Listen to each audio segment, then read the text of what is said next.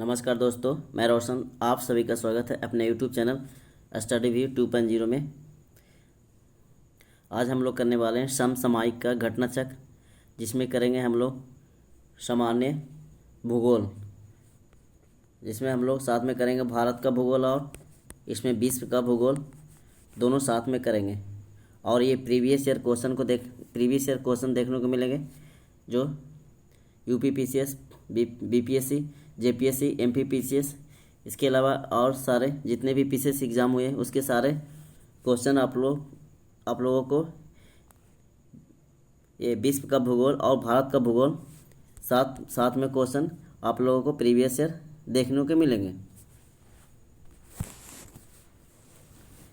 चलिए स्टार्ट करते हैं आज का पहला क्वेश्चन से।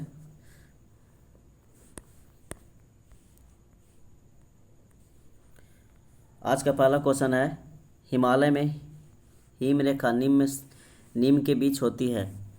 हिमालय में हिम रेखा निम्न के बीच होती है। देखिए इसका प्रीवियस ईयर क्वेश्चन, तो इसका सही उत्तर हो जाएंगे 4300 से 6000 मीटर पूर्व में। 4300 से 6000 मीटर है जो पूर्व में होंगे। इसका डिफिनीसन देख लीजिए, और हम लोग साथ में डिफिनीसन के साथ इसका क्वेश्चन करेंगे। अगर आप लोगों को वीडियो अच्छा लगेगा तो वीडियो को लाइक कर देंगे, और चैनल पर पहली बार आए होंगे तो चैनल को सब्सक्राइब कर देंगे। इसका है कि हिम रेखा की औसत ऊंचाई की बात करें तो महान हिमालय के उत्तरी भाग में 5500 से लेकर 6000 मीटर, 5500 से लेकर 6000 मीटर। उसके साथ में महान हिमालय के दक्षिणी भाग की बात करते हैं तो महान हिमालय के दक्षिणी भाग में है 4500 से 6000 मीटर। ये महान हिमालय के दक्षिणी भाग में पाई जाती है। इसी प्रकार पश्चिमी हिमालय की औसत हिम रेखा की बात करें तो 5800 मीटर पर है, 5800 मीटर पर है। पूर्वी हिमालय में ये है 4300 मीटर पर पाई जाती है। पूर्वी हिमालय में बात करें तो 4300 मीटर पे पाई जाती है। ठीक है, अगला क्वेश्चन देखिए, सियाचिन हिमनद कहाँ स्थित है। सियाचिन हिमनद कहाँ स्थित है, तो इसका सही उत्तर क्या दिया है, नुब्रा घाटी के उत्तर में। सियाचिन हिमनद कहाँ स्थित है, नुब्रा घाटी के उत्तर में स्थित है। सियाचिन ग्लेशियर की बात करते हो तो अक्साई चीन के पश्चिम में है, यानी हिमनद है जो सियाचिन ग्लेशियर है जो अक्साई चीन के पश्चिम में है। और ये है जो गिलगिट के पूर्व में, कहाँ दिया गया है, तो गिलगिट के पूर्व, उसके साथ में लेह के उत्तर में। गिलगिट के पूर्व और लेह के उत्तर तथा नुब्रा घाटी के उत्तर में स्थित है। नुब्रा घाटी के कहाँ पे स्थित है, तो उत्तर में स्थित है।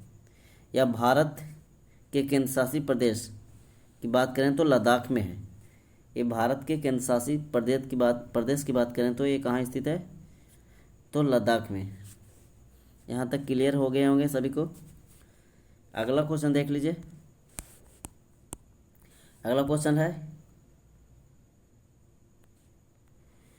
निम्न में कौन सा हिमनद सबसे बड़ा है। निम्न में कौन सा हिमनद है जो सबसे बड़ा है, तो सबसे बड़ा की बात करें तो सियाचिन है। सियाचिन सबसे बड़ा हिमनद है। अभी हम लोग विकल्प के ऊपर में देखे हैं, सबसे बड़ा हिमनद सियाचिन लगभग 76.64 किलोमीटर है। सियाचिन हिमनद है जो 76.64 किलोमीटर है।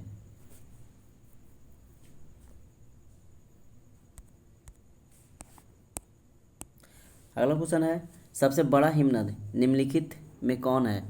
सबसे बड़ा हिमनद की बात करते तो गंगोत्री। निम्नलिखित की बात करते तो सबसे बड़ा हिमनद हो जाएंगे जो गंगोत्री में हो जाएंगे। ठीक है, इसका डिफिनीसन देख लीजिए। उपयुक्त प्रश्न में दिए गए हिमनदों में लंबाई की बात करें तो गंगोत्री की बात करें तो 26 किलोमीटर है। उसके बाद रुनडुन हिमनद 19 किलोमीटर, कंचनजंगा हिमनद 16 किलोमीटर है। उसके बाद केदारनाथ की बात करते तो 14 किलोमीटर है। अतः उत्तर विकल्प क्या हो जाएंगे, सही उत्तर विकल्प सी हो जाएंगे, जो गंगोत्री हिमनद हो जाएंगे। ठीक है, अगला क्वेश्चन है, निम्न में कौन सा विशालतम हिमनद है? निम्न में कौन सा विशालतम हिमनद है? तो अभी हम लोग पढ़े थे सियाचिन, जो लगभग 76.64 किलोमीटर है सियाचिन। देखिए यहाँ इसकी दूरी दी गई, लंबाई। ससाइनी की बात करें तो ये काराकोरम में स्थित है। ये 17.85 किलोमीटर है। गंगोत्री की बात करें तो उत्तराखंड में 26 किलोमीटर है। जेमू की बात करें तो ये सिक्किम में और 25 किलोमीटर इसकी लंबाई। उसके बाद सियाचिन की बात करें तो काराकोरम में भी स्थित है, मगर इसकी लंबाई है 76.64 किलोमीटर।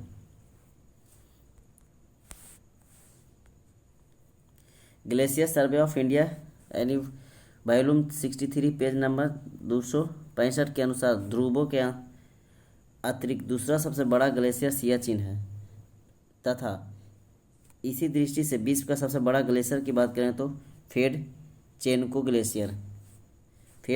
ग्लेशियर जो पामीर क्षेत्र में स्थित है। सबसे बड़ा है जो फेम-चेनको ग्लेशियर जो पामीर क्षेत्र में स्थित है। अतः स्पष्ट दिए गए विकल्पों से सियाचिन ग्लेशियर है जो सबसे बड़ा विकल्प है। ठीक है, अगला क्वेश्चन देखिए, चौराबाड़ी ग्लेशियर स्थित है। चौराबाड़ी ग्लेशियर स्थित है तो कहाँ पे हो जाएंगे इसका? केदारनाथ मंदिर के दक्षिण में, केदारनाथ मंदिर के पश्चिम में, केदारनाथ मंदिर के उत्तर में, या केदारनाथ मंदिर के क्या हो जाएंगे? पूरब में। तो इसका चौराबाड़ी ग्लेशियर की बात करते हैं तो सही उत्तर क्या हो जाएंगे, है ना? इसका हो जाएंगे ऑप्शन नंबर सी, केदारनाथ मंदिर के उत्तर में। केदारनाथ मंदिर के उत्तर में। इसका व्याख्या देख लेते हैं। चौराबाड़ी ग्लेशियर उत्तराखंड के रुद्रप्रयाग जिले में केदारनाथ मंदिर के उत्तर में अवस्थित है। कौन सा जिला है? तो रुद्रप्रयाग, और ये उत्तराखंड में स्थित है।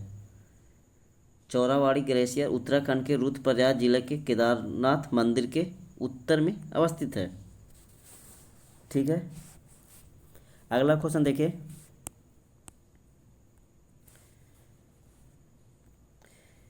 हिमालय के हिमनदों के पिघलने की गति सबसे कम होती है, सबसे अधिक है, विश्व के अन्य भागों के हिमनदों के समान है, या तो हिमालय के हिमनदों के पिघलने के विषय में सूचना उपलब्ध नहीं की गई है ना? तो हिमालय के हिमनदों के पिघलने की गति की बात करते हैं तो सबसे ज़्यादा होती है। इसकी क्या होती है? गति सबसे ज़्यादा होती है। इसका व्याख्या देख लेते हैं। ये उत्तराखंड पीसीएस एग्जाम की क्वेश्चन 2006 की क्वेश्चन है ना? जितने सारे क्वेश्चन देखेंगे आप लोग इसको प्रीवियस ईयर क्वेश्चन देखने को मिलेंगे। हिमालय के हिमनदों के पिघलने की गति ज़्यादातर पीसीएस एग्जाम में प्रीवियस ईयर ही क्वेश्चन देखने को मिलते हैं, है ना? किसी भी पीसीएस एग्जाम हो, बीपीएससी हो, जेपीएससी हो, एमपीपीसी हो, ये ज़्यादातर प्रीवियस ईयर क्वेश्चन ही उठा के दिए जाते हैं, सेम ऑप्शन और सेम पैटर्न के आधार पे। तो इसलिए बीपीएस ये प्रीवियस ईयर क्वेश्चन पे आप लोग ज़्यादा एक बार फोकस कीजिएगा। हिमालय के हिमनदों के पिघलने की गति क्या है? सर्वाधिक है। गंगा नदी के उद्गम स्थल पर स्थित गंगोत्री ग्लेशियर तेजी से पिघल रहा है। इसी के परिणाम स्वरूप इसका विस्तार कम होकर पिछले 50 वर्षों की तुलना में लगभग आधा हो गया। इसमें क्या है कि हिमालय के हिमनदों के पिघलने की गति जो है, गंगा नदी के उद्गम स्थल पर स्थित जो गंगोत्री ग्लेशियर है तेजी से पिघल रहा है। गंगोत्री ग्लेशियर है जो तेजी से पिघल रहा है, इसी के परिणाम स्वरूप इसका विस्तार कम होकर 50 वर्षों की तुलना में लगभग क्या हो गया? इसका आधा हो गया, मतलब आधा माना गया। ठीक है, अगला क्वेश्चन देख लेते हैं।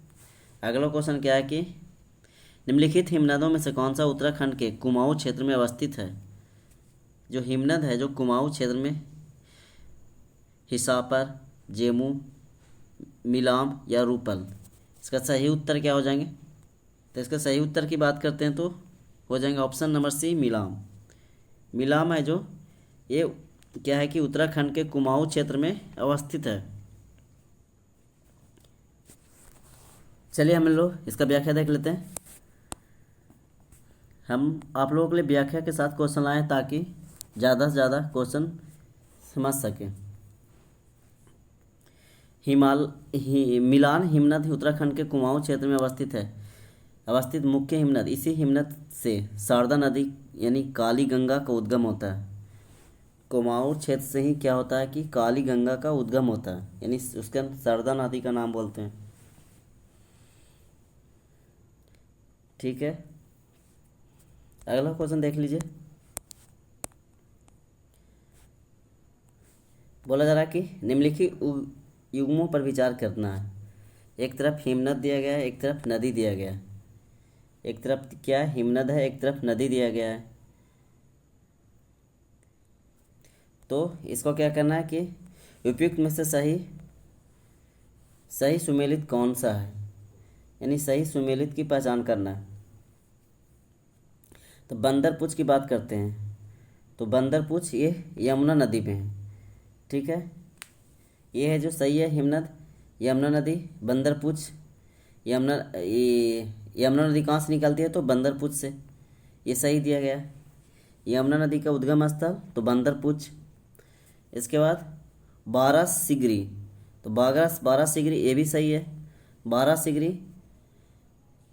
तो बारासिगरी किसका उद्गम स्थल है, तो चिनाब नदी का। चिनाब नदी का उद्गम स्थल बारासिगरी। मिलाम की बात करते हैं तो मिलाम ये गलत हो जाएंगे। ठीक है, सियाचिन की बात करते हैं तो नुब्रा है ना। नुब्रा नदी कहाँ से निकलती है, तो सियाचिन ग्लेशियर, ये भी सही है। यानी 1, 2 और 4 सही है। जेमू मानस नहीं है ना। जेमू की बात करते हैं तो तीस्ता है। जेमू की बात करें तो तीस्ता नदी, तीस्ता। इसके बाद मिलान की बात करते हैं तो इसका मिलान हो जाएगा गौरी गंगा। इसका हो जाएंगे गौरी गंगा से। ठीक है, ये हो जाएंगे मिलाम। गौरी गंगा कहाँ से निकलती है, तो मिलाम से। चलिए आगे देखते हैं, इसका व्याख्या भी दिया गया है। इसका सही उत्तर हो जाएगा ऑप्शन नंबर ए। इसको देख लीजिएगा, इसका एक बार मिलान यहाँ से स्क्रीनशॉट लेकर। ठीक है,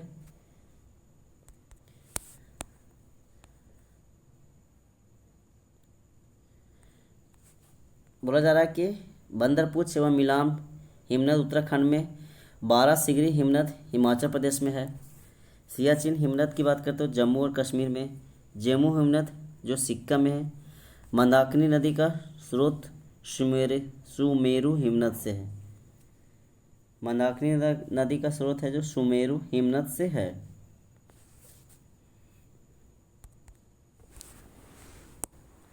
निम्नलिखित हिमनद उनकी लंबाई के घटते क्रम सजाना है। निम्नलिखित हिमनद है और उनकी लंबाई दिया गया, उसको क्या करना है, घटते क्रम को सजाना है। ठीक है, तो इसका सही उत्तर देख लेते हैं। इसका हो जाएगा ऑप्शन नंबर सी। सबसे पहले हिमनद इस पर घटते क्रम है ना, सबसे पहले घटते क्रम दिया गया, सबसे ज़्यादा हिस पर हो जाएंगे, उससे कम बियाफो, द्रांग द्रुंग, सोनापानी, बारासिगरी है ना। सबसे कम हो जाएगा जो बारासिगरी। इसका सही उत्तर हो जाएगा ऑप्शन नंबर सी। देखिए करेंट का क्वेश्चन लगभग हाल ही में पूछा गया, छत्तीसगढ़ पीसीएस 2021 का क्वेश्चन है।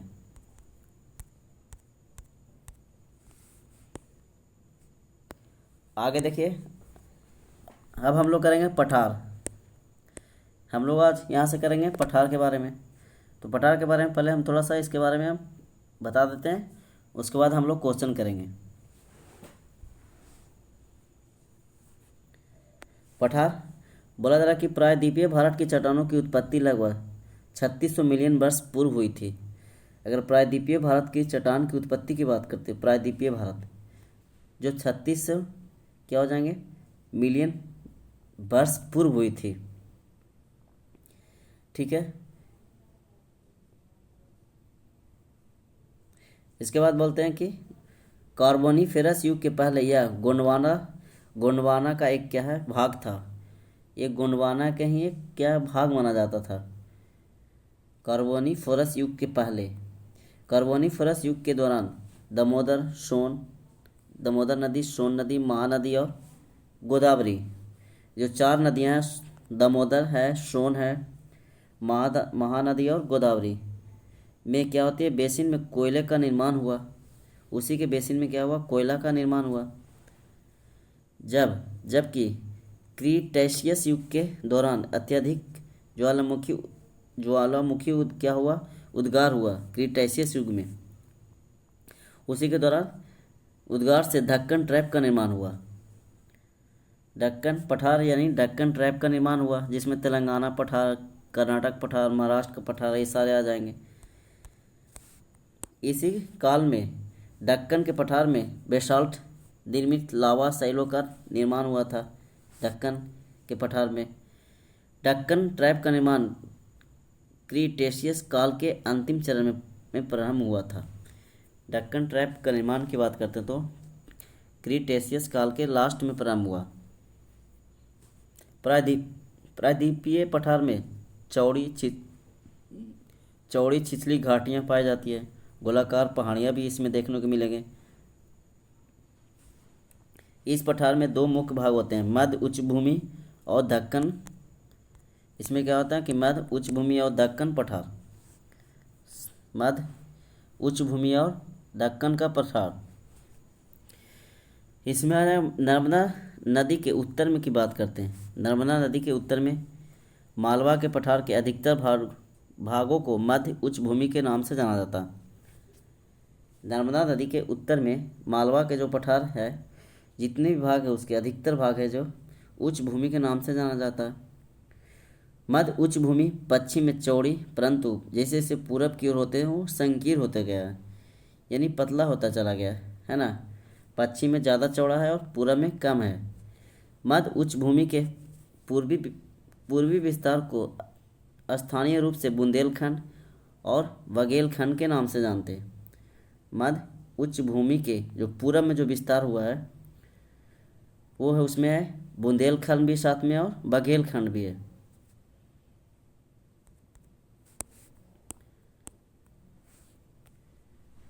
दामोदर नदी की बात करते हैं द्वारा अपवाहित छोटा नागपुर पठार आते हैं। ये भी क्या है कि छोटा नागपुर मध्य उच्च भूमि का भाग ही है। छोटा नागपुर पठार की बात करें तो ये मध्य उच्च भूमि का भाग है। छोटा नागपुर पठार का विस्तार की बात करें तो झारखंड के रांची, हजारीबाग, संथाल परगना, पलामू, धनबाद, इसके अलावा सिंहभूम जिले पश्चिम बंगाल के पुरुलिया जिले में है। झारखंड में कहाँ कहाँ देखने को मिलेंगे छोटा नागपुर के पठार का विस्तार, तो रांची, हजारीबाग, संथाल परगना, पलामू में मिलेंगे, धनबाद में देखने को मिलेंगे, सिंहभूम जिले में मिलेंगे। इसके अलावा साथ में पश्चिम बंगाल के एक ज़िला है पुरुलिया, वहाँ भी देखने को मिलेंगे।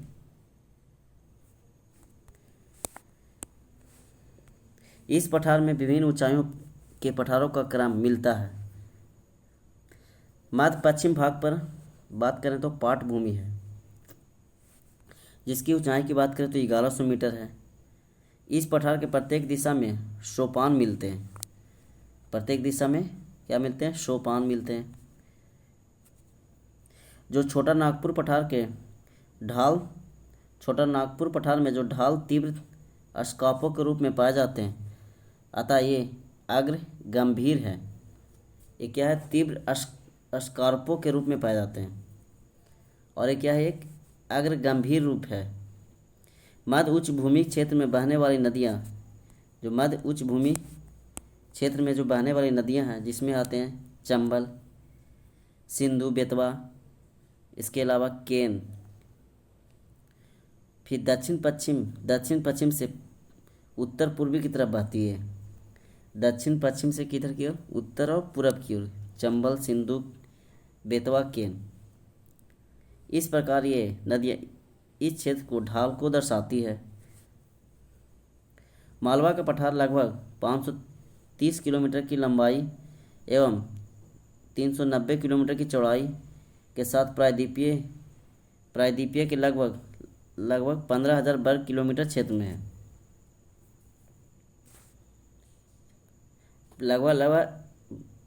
ये हो जाएंगे 1,50,000 है ना, 1,50,000 वर्ग किलोमीटर क्षेत्र में फैले हैं। ठीक है, इसकी उत्तरी सीमा अरावली और दक्षिणी सीमा विंध्य श्रेणी है। जैसे से उत्तरी सीमा की बात करें तो अरावली हो जाएंगे, दक्षिणी हो जाएंगे जो विंध्य श्रेणी। पूर्वी सीमा की बात करें तो बुंदेलखंड पठार द्वारा निर्धारित की गई है। पूर्वी सीमा है जो बुंदेलखंड पठार।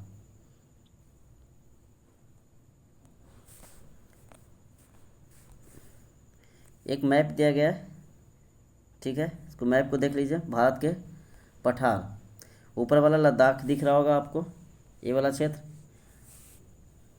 इसके बाद नीचे आएंगे तो मालवा और छोटा नागपुर के पठार देखने को मिलेंगे, देखिए है ना। इस साइड में है जो मालवा वाला क्षेत्र, मालवा का पठार, और ये झारखंड वाले क्षेत्र में छोटा नागपुर के पठार। इसके वाला काठियावाड़ा जो गुजरात में है, ये वाला क्षेत्र मिलेगा देखने को काठियावाड़ा में। साथ में पूर्वी की बात करते तो मेघालय पठार देखने को मिलते हैं। इसके अलावा बात करते हैं तो महाराष्ट्र पठार। महाराष्ट्र पठार में आ जाते हैं दंडकारण्य क्षेत्र में, तेलंगाना वाला भाग, तेलंगाना पठार। कर्नाटक पठार जो दक्कन का पठार में आ जाते हैं, महाराष्ट्र वाले क्षेत्र में। ये सारे यहाँ से देखिए ये हो जाएंगे दंडकारण्य, और ये थोड़ा सा आ जाएंगे, बाकी सब दक्कन के पठार में देखने को मिलेंगे।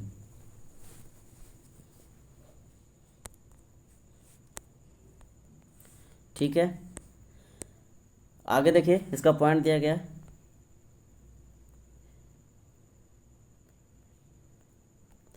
दक्कन का पठार त्रिभुजाकार भूभाग है। दक्कन का पठार देखने को मिला हम लोग को त्रिभुजाकार भूभाग। अभी हम लोग ऊपर देखिए त्रिभुजाकार भूभाग में है दक्कन का पठार। ये वाला त्रिभुज के आकार में है ना।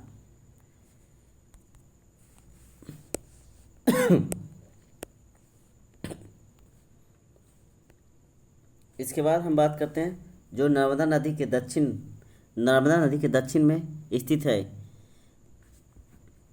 इसके उत्तर में चौड़े आधार पर सतपुड़ा की श्रृंखला है, जबकि महादेव, कैमूर और मैकाल श्रृंखला इसके पूर्वी क्षेत्र को प्रदर्शित करता है। महादेव है, कैमूर के जो पहाड़ियाँ है, मैकाल श्रृंखला है, ये पूर्वी विस्तार को प्रदर्शित करती है।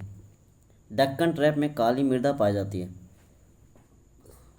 दक्कन ट्रैप है ना, दक्कन पठार में जो महाराष्ट्र वाले क्षेत्र है उसमें काली मृदा पाई जाती है, जिसका निर्माण बेसाल्ट लावा के अपक्षय या अपरदन के फलस्वरूप हुआ। बेसाल्ट लावा के अपरदन या अपक्षय से हुआ। साथ में अरावली की पहाड़ियाँ प्रायद्वीपीय पठार के उत्तर पश्चिम किनारे पर स्थित है। जो अरावली की पहाड़ियाँ हैं जो प्रायद्वीपीय पठार के उत्तर पश्चिमी किनारे पर स्थित है, ये बहुत अधिक खंडित और अपर्दित पहाड़ियाँ हैं। साथ में है प्रायद्वीपीय पठार का एक भाग उत्तर पूर्व में पाया जाता है, जो हम लोग मेघालय का पठार देखने को मिला था। उत्तर पूर्व में जो क्या है कि मेघालय को पठार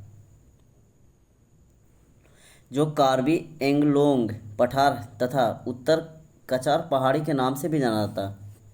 कार्बी एंगलोंग पठार तथा उत्तर कचार पहाड़ी के नाम से जाना जाता है। यह भ्रंशन के कारण प्रायद्वीपीय भाग से मालदा गैप द्वारा पृथक हो जा गया है। मालदा गैप पश्चिम बंगाल के साथ में पश्चिम बंगाल, मेघालय एवं कार्बी एंगलोंग पठारों को छोटा नागपुर पठार से अलग करता है। मेघालय पठार में ये 3 महत्वपूर्ण पहाड़ियाँ गारो, खासी और जयंतिया हैं। हम लोग पढ़े होंगे मेघालय पठार में, जो मेघालय वाले क्षेत्र में है, गारो, खासी और जयंतिया पहाड़ियाँ पाई जाती है। साथ में भुवन पहाड़ियाँ मिजो हिल्स का एक क्या है भाग है। साथ में क्या है भुवन की पहाड़ियाँ भी है और मिजो हिल्स इसी का भाग है। दंडकारण्य क्षेत्र में आ जाते हैं जो उड़ीसा वाले क्षेत्र में। दंडकारण्य क्षेत्र हम लोग देखे थे, छोटा सा था, जो उसमें आ जाएंगे उड़ीसा, छत्तीसगढ़, आंध्र प्रदेश और तेलंगाना एवं क्या है कि महाराष्ट्र में विस्तृत है। दंडकारण्य उड़ीसा, छत्तीसगढ़, आंध्र प्रदेश, तेलंगाना और महाराष्ट्र में क्या है, विस्तृत है। ठीक है, यहाँ तक क्लियर है। चलिए अब हम लोग चलते हैं क्वेश्चन पे। क्वेश्चन देखिए, अब हम लोग आसानी से क्वेश्चन यहाँ से कर सकते हैं। पहला क्वेश्चन है, भारत के दक्कन के पठार पर बेसाल्ट निर्मित लावा शैलों का निर्माण हुआ। भारत के दक्कन के पठार पर बेसाल्ट निर्मित लावा शैलों का निर्माण हुआ था। कब हुआ था? क्रिटेशियस युग, प्लेस्टोसीन युग में, कार्बोनिफेरस युग में या मायोसीन युग में। तो इसको हम लोग अभी पढ़े थे ऊपर, तो हो जाएंगे सही उत्तर क्रिटेशियस युग में। क्या हुआ था? क्रिटेशियस युग में दक्कन के पठार में बेसाल्ट निर्मित लावा।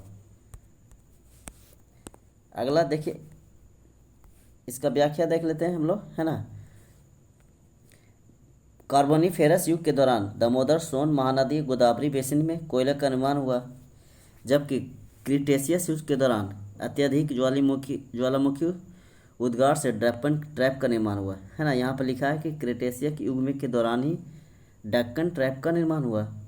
इसी काल में दक्कन पठार जो है बेसाल्ट निर्मित लावा शैलों का निर्माण हुआ। दक्कन ट्रैप का निर्माण क्रिटेशियस काल के अंतिम चरण में हुआ था। यहाँ तक सभी को क्लियर हो गए होंगे, है ना। चलिए अगला क्वेश्चन देख लीजिए।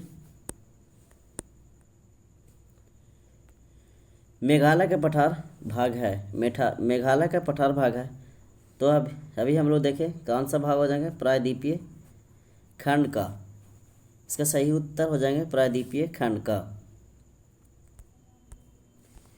इसका व्याख्या देख लीजिए।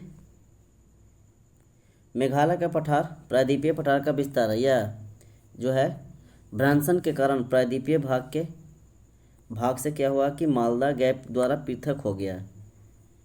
ये मालदा गैप के द्वारा क्या हो गया? पृथक हो गया।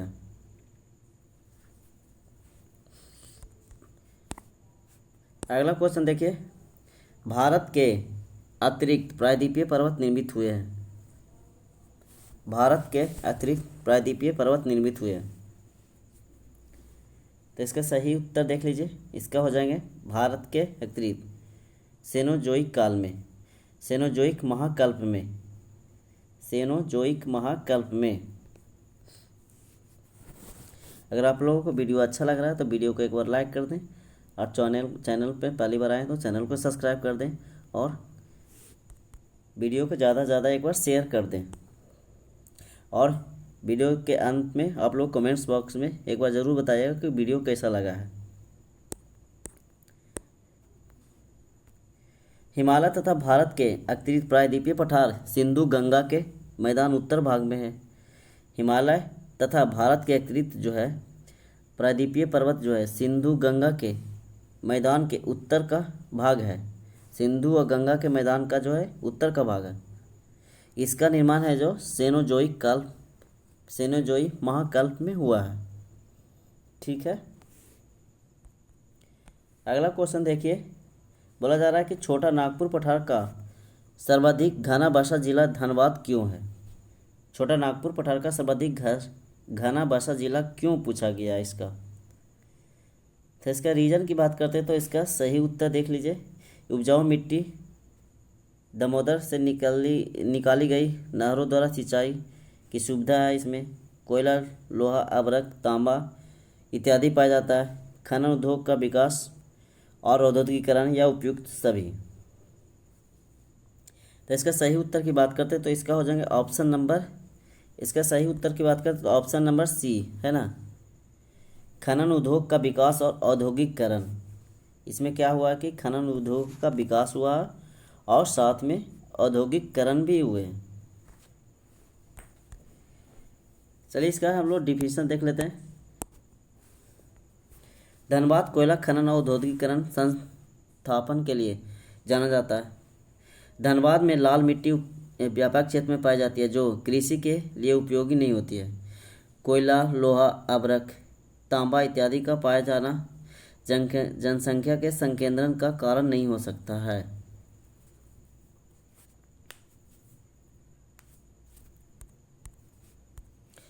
अगला क्वेश्चन देखते हैं। छोटा नागपुर पठार क्या है? एक अग्र गंभीर है, गर्त है, पदस्थली है, एक समप्राय भूमि है। छोटा नागपुर पठार। तो इसका उत्तर की बात करते हैं तो इसका सही उत्तर हो जाएंगे ऑप्शन नंबर ए। एक क्या है? एक अग्र गंभीर है ना। ये क्या हो जाएंगे? एक अग्र गंभीर। इसका व्याख्या देख लीजिए। व्याख्या के साथ आप लोगों को क्वेश्चन लाएं ताकि आप ज़्यादा से ज़्यादा क्वेश्चन को समझ सकें। चलिए देखते हैं इसका क्या है। छोटा नागपुर पठार में विभिन्न ऊंचाइयों के पठारों का क्रम मिलता है। मध्य पश्चिम भाग पर पाट भूमि, साथ में जिसकी अधिकतम ऊंचाई की बात करें तो 1100 मीटर। छोटा नागपुर पठार में जो है विभिन्न ऊंचाइयों के पठारों का क्रम मिलता है, अलग अलग ऊंचाई। मध्य पश्चिमी भाग में पाट भूमि है, साथ में जिसकी अधिकतम ऊंचाई की बात करें तो 1100 मीटर। इस पठार के प्रत्येक दिशा में सोपान मिलते हैं। प्रत्येक दिशा में क्या मिलते हैं? सोपान। पठार के ढाल तीव्र स्कार्पों के रूप में पाए जाते हैं, अतः यह एक क्या है? अग्र गंभीर है। स्कार्पों के रूप में पाए जाते हैं, इसलिए एक क्या है? अग्र गंभीर माना जाता है।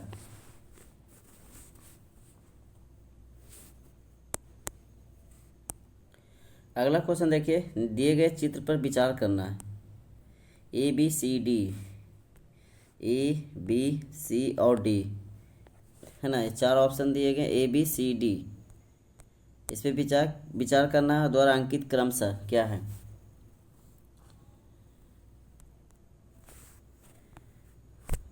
तो इसका सही उत्तर पे हम लोग डायरेक्ट चलते हैं ताकि समझने में आसानी हो।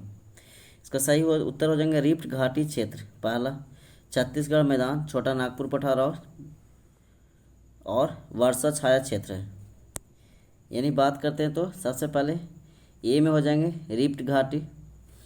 ए वाला भाग है जो ये हो जाएंगे जो रिफ्ट घाटी। दूसरा की बात करते तो हो जाएंगे छत्तीसगढ़। ये दूसरा बी में बात करते हैं तो ये हो जाएगा छत्तीसगढ़ वाला भाग। फिर उसके बाद छोटा सा ये दिख रहा है छोटकू सी, ये हो जाएंगे छोटा नागपुर पठार। ये छोटा नागपुर का पठार दिख रहे हैं। इसके अलावा नंबर डी, तो ये हो जाएंगे वर्षा छाया क्षेत्र हो जाएंगे। ये क्या हो जाएंगे? वर्षा छाया क्षेत्र। ठीक है, चलिए अगला क्वेश्चन देख लेते हैं। इसको एक बार आप लोग मैच कर लीजिएगा वीडियो को पॉज करके।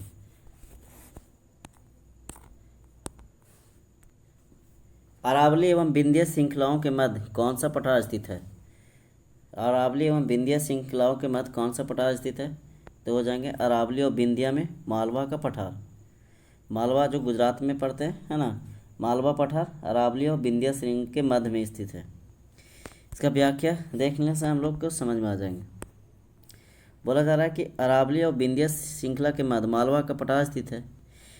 इसकी उत्तर सीमा अरावली और दक्षिण सीमा विंध्य श्रेणी है। उत्तर में अरावली है और दक्षिण में विंध्या है। पूर्वी की बात करते तो बुंदेलखंड पठार द्वारा निर्मित की जाती है। पूर्वी है जो बुंदेलखंड पठार द्वारा निर्मित की जाती है।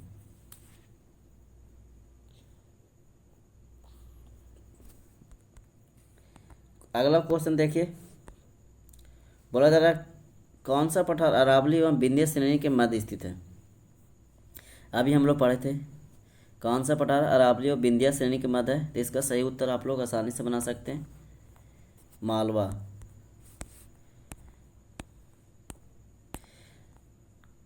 चलिए देखिए क्वेश्चन। दंडकारण्य क्षेत्र अवस्थित है।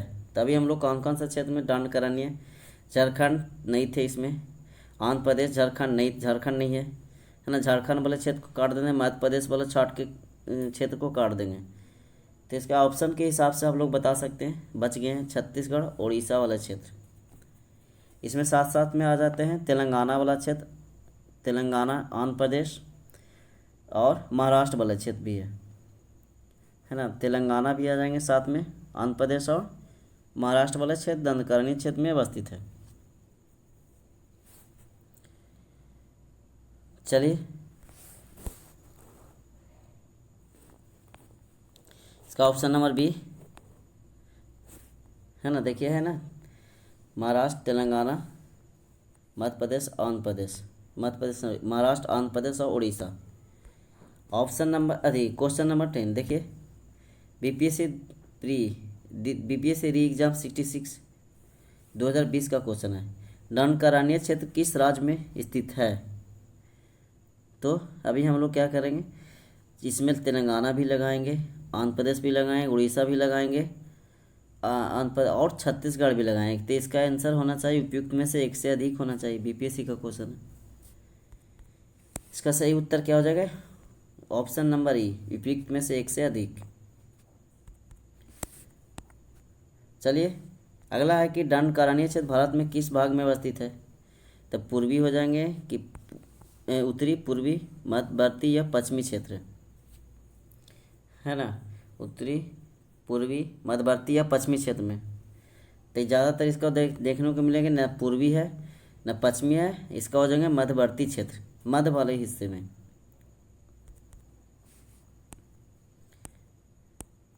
आज अगला क्वेश्चन है कि बिहार के निम्न हिस्सों में कौन सा हिस्सा भूतात्विक दृष्टि से अपेक्षाकृत पुराना है?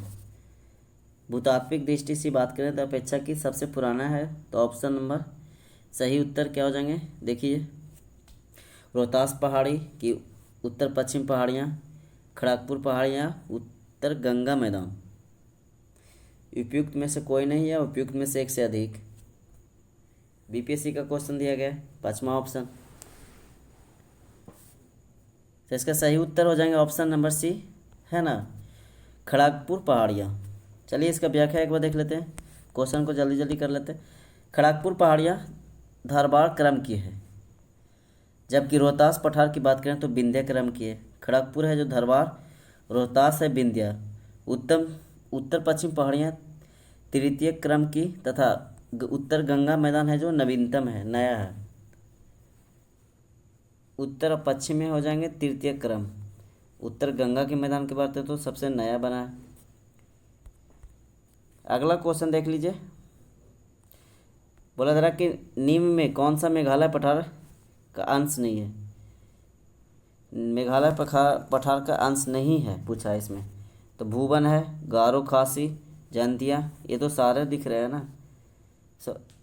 भूवन नहीं है इसमें। देखिए इसमें हो जाएंगे गारो, खासी और जयंतिया है जो मेघालय पठार का ही अंश है। ये भूवन पहाड़ियाँ हैं जो मिजो हिल्स है, इसका देख लीजिए। चलिए इसको देख लीजिए, व्याख्या देख लेते हैं। भुवन पहाड़ियाँ हैं मिजो हिल्स का ही भाग है। मिजो हिल्स का एक भाग है भुवन पहाड़ियाँ, जो पूर्वोत्तर हिमालय का अंग है, जबकि गारो, खासी, जयंतिया मेघालय का पठार है। यहाँ तक क्लियर है। अगला क्वेश्चन एक बार देख लेते हैं। अगला क्वेश्चन क्या है? अगला क्वेश्चन देख लेते हैं एक बार। बोला जाए अलबामा हिल्स स्थित है। अलबामा हिल्स स्थित है तो बीजापुर के अपलैंड इस पश्चिम में, बीजापुर के अपलैंड के पूर्व में, बीजापुर के अपलैंड के दक्षिण में, बीजापुर के अपलैंड के उत्तर में। तो इसका सही उत्तर हो जाएंगे ऑप्शन नंबर सी, बीजापुर के अपलैंड के दक्षिण में। ठीक है, बीजापुर के अपलैंड के दक्षिण में। अगला क्वेश्चन देखती है।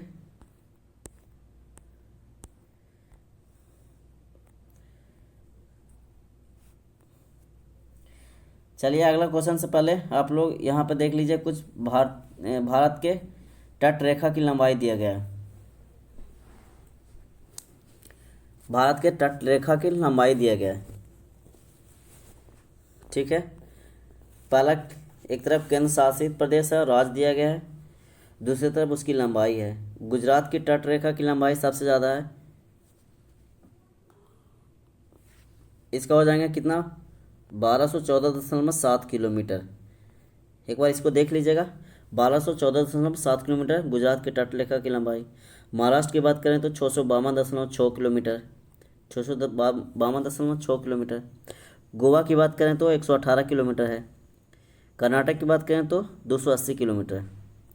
केरल की बात करें तो 569.7, 569.7 किलोमीटर हो जाएंगे। केरल हो गया। इसके बाद तमिलनाडु की बात करते हैं तो 906.9 किलोमीटर है। आंध्र प्रदेश की बात करें तो 973.7 किलोमीटर है। उड़ीसा की बात करें तो 476.4 किलोमीटर है। पश्चिम बंगाल की बात करें तो 157.5 किलोमीटर। ये तट रेखा मतलब ये जो समुद्र तट से लगे जो राज्य है ना, समुद्र तट से लगे राज्य, समुद्र तट कितने दूरी तक लगे हुए हैं राज्य से, उस राज्य से समुद्र तट की दूरी कितनी है वो दिया गया है। ठीक है, तट रेखा। पश्चिम बंगाल 157.5। दादरा और नगर हवेली और दमन और दीव की बात करें तो 42.5 किलोमीटर जो समुद्र तट से क्या है, सटे हुए हैं। उसके बाद आते हैं लक्षद्वीप, 132 किलोमीटर। पुडुचेरी की बात करें तो 36.6 किलोमीटर। अंडमान और निकोबार द्वीप समूह की बात करें तो 1900 सबसे ज़्यादा है, 62 किलोमीटर। सबसे ज़्यादा किसकी है, अंडमान और निकोबार द्वीप समूह 1900। केंद्र शासित प्रदेश में सबसे ज़्यादा आएंगे अंडमान और निकोबार 1962।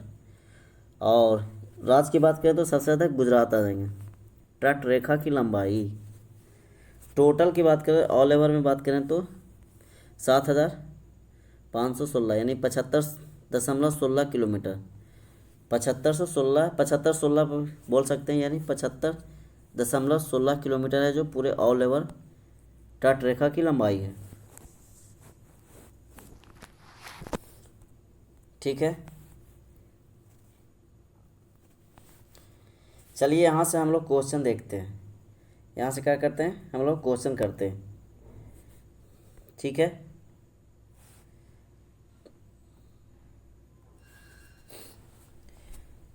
बोला जा रहा है कि निम्नलिखित में से किस तट से भारत का औसत समुद्री तल नापा जाता है। किस तट से औसत समुद्री तल है जो क्या किया जाता है, तो नापा जाता। तो इसका सही उत्तर हो जाएगा option number B. Option number B, Chennai. इसके क्या हो जाएंगे, चेन्नई से।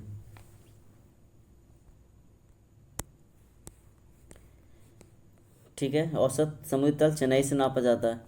अगला क्वेश्चन है कि भारत के प्रादेशिक जल क्षेत्र का विस्तार है। भारत के प्रादेशिक जल क्षेत्र का विस्तार है तो हो जाएंगे ये तट से 12 समुद्री तट समुद्री मील तक, तट से 12 समुद्री मील तक।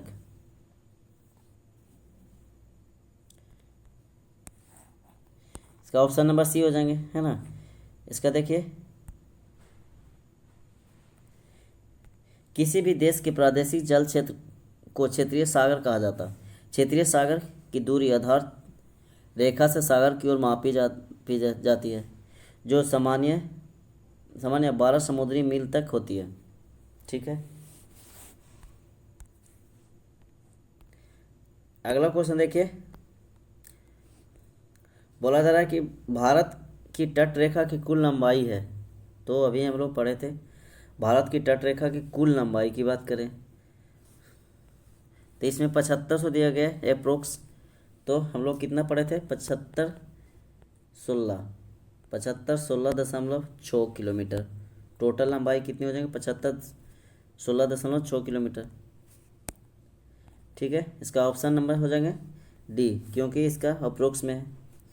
और बाकी कुल लंबाई हो जाएंगे 7516.6 किलोमीटर।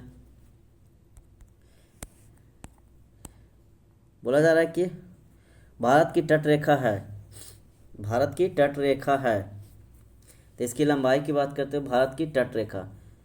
तो भारत की तट रेखा इसका कितना हो जाएंगे, 6100 किलोमीटर, 62 ये हो जाएगी। तो इसमें पूरा प्रश्न दिया गया नहीं है ना। यहाँ लिखता भारत की तटरेखा है ना, जो केंद्र शासित प्रदेश को हटाकर करेंगे तो 6100 किलोमीटर हो जाएंगे। केंद्र शासित प्रदेश में 6100 किलोमीटर हो जाएंगे, बट यहाँ पे दिया गया नहीं टोटल, सिर्फ लिखा है भारत की तटरेखा। देखिए बीपीएससी क्वेश्चन है तो इसमें स्टार मार दिया गया क्योंकि इसका ऑप्शन ठीक से दिया गया नहीं। चलिए आगे देखते हैं। बोला जा रहा है कि भारत के निम्नलिखित राज्यों में से किसकी तटरेखा सबसे लंबी है। तो सबसे लंबी की बात करते तो राज्य की बात करते तो गुजरात, राज्य की बात करते तो गुजरात। केंद्र शासित प्रदेश की बात करते तो अभी पढ़े थे अंडमान और निकोबार द्वीप समूह का। इसका ऑप्शन नंबर हो जाएंगे सी। इसका व्याख्या देख लीजिए। भारत की तटरेखा की कुल लंबाई 75.16.6 किलोमीटर है। भारत की तटरेखा कुल 9 राज्य एवं केंद्र शासित प्रदेश में स्थित है। इन राज्यों में सबसे अधिक की बात करते हैं तो गुजरात राज्य के जो विकल्प में है ना 14.7 किलोमीटर गुजरात की है। बाकी महाराष्ट्र, आंध्र प्रदेश और केरल की दिए गए। इसके बाद बात करते हैं भारत के किस राज्य का समुद्री तट सबसे अधिक लंबा है। तो अभी हम लोग पढ़े थे गुजरात, इसमें ज़्यादा देखने की जरूरत है नहीं कुछ। उसके बाद आते हैं निम्नलिखित भारत का कौन सा राज्य सर्वाधिक लंबी तटरेखा वाला है। तो ये भी हो जाएंगे, इसका हो जाएंगे गुजरात। अगला, भारत में कितने राज्य तटरेखा से लगे है ना, एक क्वेश्चन। अच्छा, भारत में कितने राज्य है जो क्या है तटरेखा यानी समुद्र से लगे हुए हैं। तो इसका सही उत्तर क्या हो जाएंगे, ऑप्शन नंबर सी। कितने हो जाएंगे, 9 राज्य हैं जो समुद्र तट से लगे हैं। ठीक है, ऑप्शन नंबर सी। देखिए कितने बार क्वेश्चन पूछा गया है, देख लीजिए। ठीक है, RO exam, ARO exam, IAS, IARO। अगला क्वेश्चन है एक बार, प्राचीन भारतीय ऐतिहासिक भूगोल में रत्नाकर का नाम सूचक है। तो रत्नाकर की बात करते हैं तो इसका हो जाएंगे हिंद महासागर का। इसका क्या हो जाएंगे, हिंद महासागर का।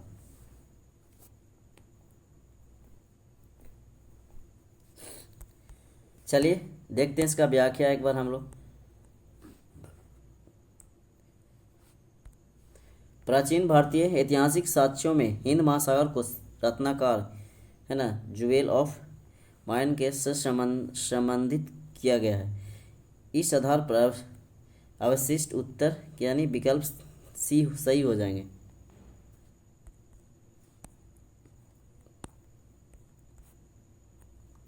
अगला क्वेश्चन एक बार देख लीजिए। बोला जा रहा है कि कूट दिया गया है, मैच करना है। भारत वर्ष के पश्चिम तटीय निम्नांकित शहरों पर क्या करना है, विचार करना है। पहला जंजीरा, कन्नूर, नागरकोइल, सिंधुदुर्ग। ठीक है, नागरकोइल और सिंधुदुर्ग।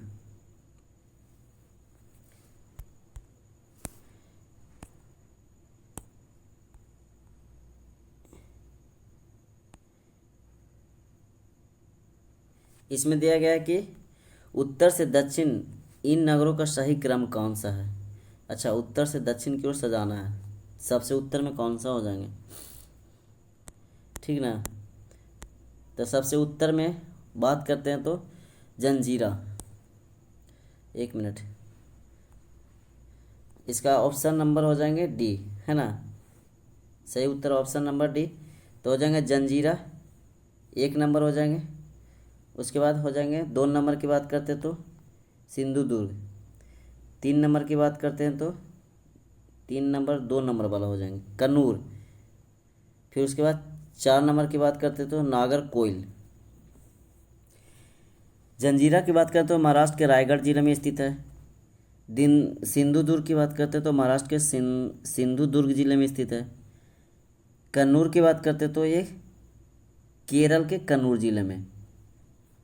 और नागरकोइल की बात करते हो तमिलनाडु राज्य के कन्याकुमारी जिले में स्थित है।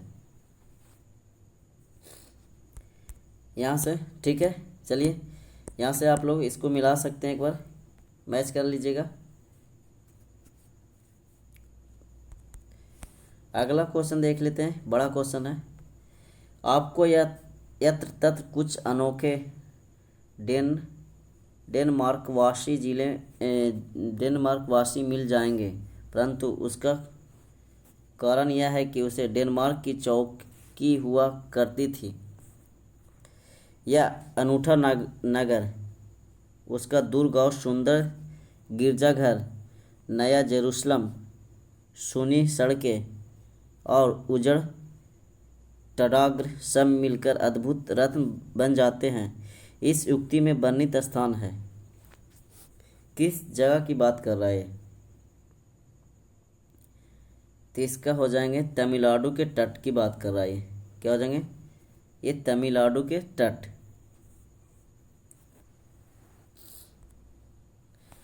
चलिए इसका व्याख्या से समझ सकते हैं हम लोग क्या कह रहा है। तमिलनाडु तट पर अवस्थित तरंगमबाड़ी डेनमार्क से संबद्धता के लिए विख्यात है। तरंगमबाड़ी, न्यू जेरूसलम जो है चर्च है,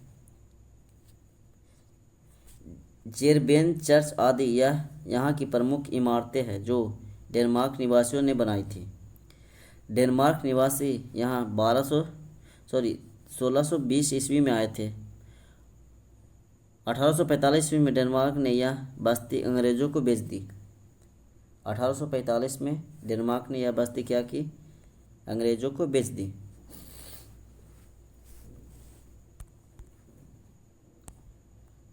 ठीक है,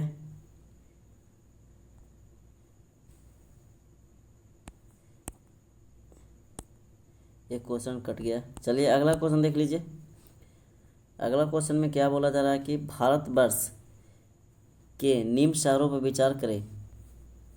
उसके बाद नीचे दिए गए कूट से ज्ञात करें कि इनमें कौन पश्चिम तट पर अवस्थित है। सबसे पश्चिम तट पे अवस्थिति की बात कर रहा, तो हो जाएंगे जंजीरा, उडुपी, ओरोविले या तूतीकोरनी। तो सबसे पश्चिम तट की बात करते हैं तो इसका सही उत्तर हो जाएंगे 1 और 2, जंजीरा और उडुपी। जंजीरा है जो महाराष्ट्र में है, उडुपी की बात करते हैं तो ये हो जाएंगे ये कर्नाटक में। चलिए अगला 20 का व्याख्या पहले एक बार देख लेते हैं। ठीक है, बोला जा रहा जंजीरा महाराष्ट्र के रायगढ़ जिले में है और उडुपी कर्नाटक के उडुपी जिले में। और ओरोविले की बात करते हैं तो तमिलनाडु एवं पुडुचेरी की सीमा पर कोरोमंडल तट पर पुडुचेरी में है। इस नगर का अधिकांश भाग तमिलनाडु में तथा कुछ भाग है जो पुडुचेरी में। तूतीकोरनी की बात करते हैं तो तमिलनाडु के दक्षिण पूर्वी तट पर अवस्थित है। तो स्पष्ट होता है कि ये क्या हो जाएंगे जंजीरा उडुपी। अगला क्वेश्चन देख लीजिए। सूची दिया गया एक सागर है, एक सागर पुलिन है, एक राज दिया गया। एक तरफ सागर पुलिन, एक तरफ क्या दिया गया? राज दिया गया। दीघा की बात करते हैं तो ये कहाँ पे है? दीघा तो पश्चिम बंगाल में है, दीघा जगह है। गोपालपुर की बात करते हैं तो ये हो जाएंगे उड़ीसा। गोपालपुर हो जाएंगे उड़ीसा में। कलांगुट की बात करते तो हो जाएंगे गोवा। कलांगुट हो जाएंगे जो गोवा। मरीना बीच तो क्या हो जाएंगे? मरीना बीच तमिलनाडु।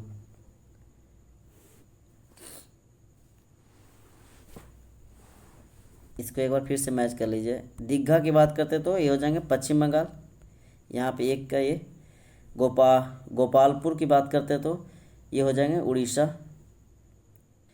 कलांगुट की बात करते तो गोवा और मरीना बीच हो जाएंगे तमिलनाडु। ठीक है, चलिए इसको आप लोग ऑप्शन से भी मिला सकते हैं। इसका सही उत्तर हो जाएगा ऑप्शन नंबर बी।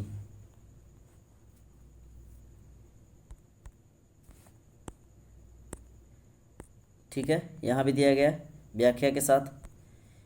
देखिए आप लोगों को व्याख्या के साथ लाएं ताकि कोई इसमें मिस्टेक ना हो। अगला क्वेश्चन देखिए, अगला क्वेश्चन क्या है कि तमिलनाडु एवं आंध्र प्रदेश के तट का नाम है, तो हो जाएंगे कोरोमंडल तट।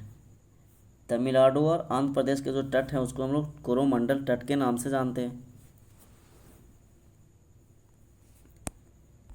इसका व्याख्या क्या है कि कोरोमंडल तट का विस्तार भारत के दक्षिण प्रायद्वीप के दक्षिण पूर्व में आंध्र प्रदेश के फॉल्स यानी डीबी बिंदु कृष्णा डेल्टा के पास में है, तमिलनाडु के केप कॉमोरिन यानी कन्याकुमारी तक है।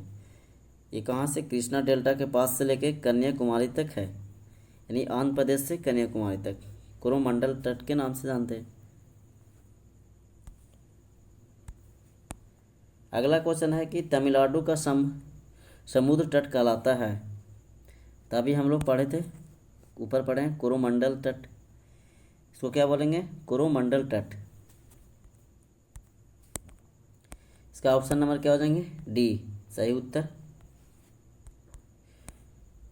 अगला क्वेश्चन है कि भारत के निम्नलिखित तटों में कौन सा कृष्णा डेल्टा एवं केप कोमरिन के मध्य में स्थित है, तो इसका हो जाएंगे कोरोमंडल तट। सही उत्तर ऑप्शन नंबर ए। आप लोग आसानी से इसका आंसर लगा सकते हैं एक बार इसको व्याख्या पढ़ने के बाद। निम्नलिखित बोला जा रहा कि निम्नलिखित में से किसे केप कोमरिन के नाम से भी जानता है, तो निम्नलिखित में किसे केप कोमरिन से नाम से जानते हो, तो कन्याकुमारी के नाम से। अगला है कि भारत के पश्चिम तटीय मैदान के उत्तरी भाग को जिस अन्य नाम से जाना जाता है वह है, तो उत्तरी भाग को जिस अन्य नाम से जाना जाता है कर्नाटक, मलाबार, या तो और देख लीजिए ऑप्शन एक बार, इसका ऑप्शन कहाँ छिपा है, इसका ऑप्शन कट गया है। ठीक है, तो भारत यहाँ पे हम लोग बताते हैं भारत के, बोला जा रहा है कि भारत के पश्चिम तटीय मैदान के उत्तरी भाग में को जिस अन्य नाम से जाना जाता है वह है क्या? ए में कर्नाटक है, मलाबार है, सी में यहाँ मान लेते हैं कोकन है, क्या हो जाएंगे? कोकन।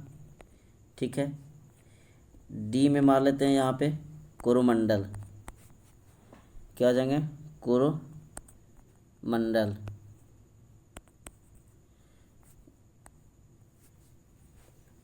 तो इसका सही उत्तर हो जाएंगे ऑप्शन नंबर सी। उत्तरी भाग को जिस नाम से जानते हैं उसको हम लोग कोकन के नाम से जानते हैं। ठीक है, कोकन के नाम से जानते हैं।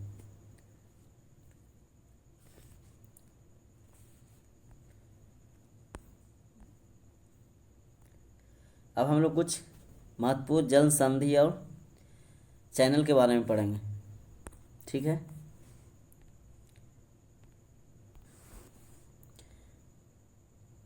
इसमें क्या है कि पहला 8 डिग्री चैनल की बात कर रहा है।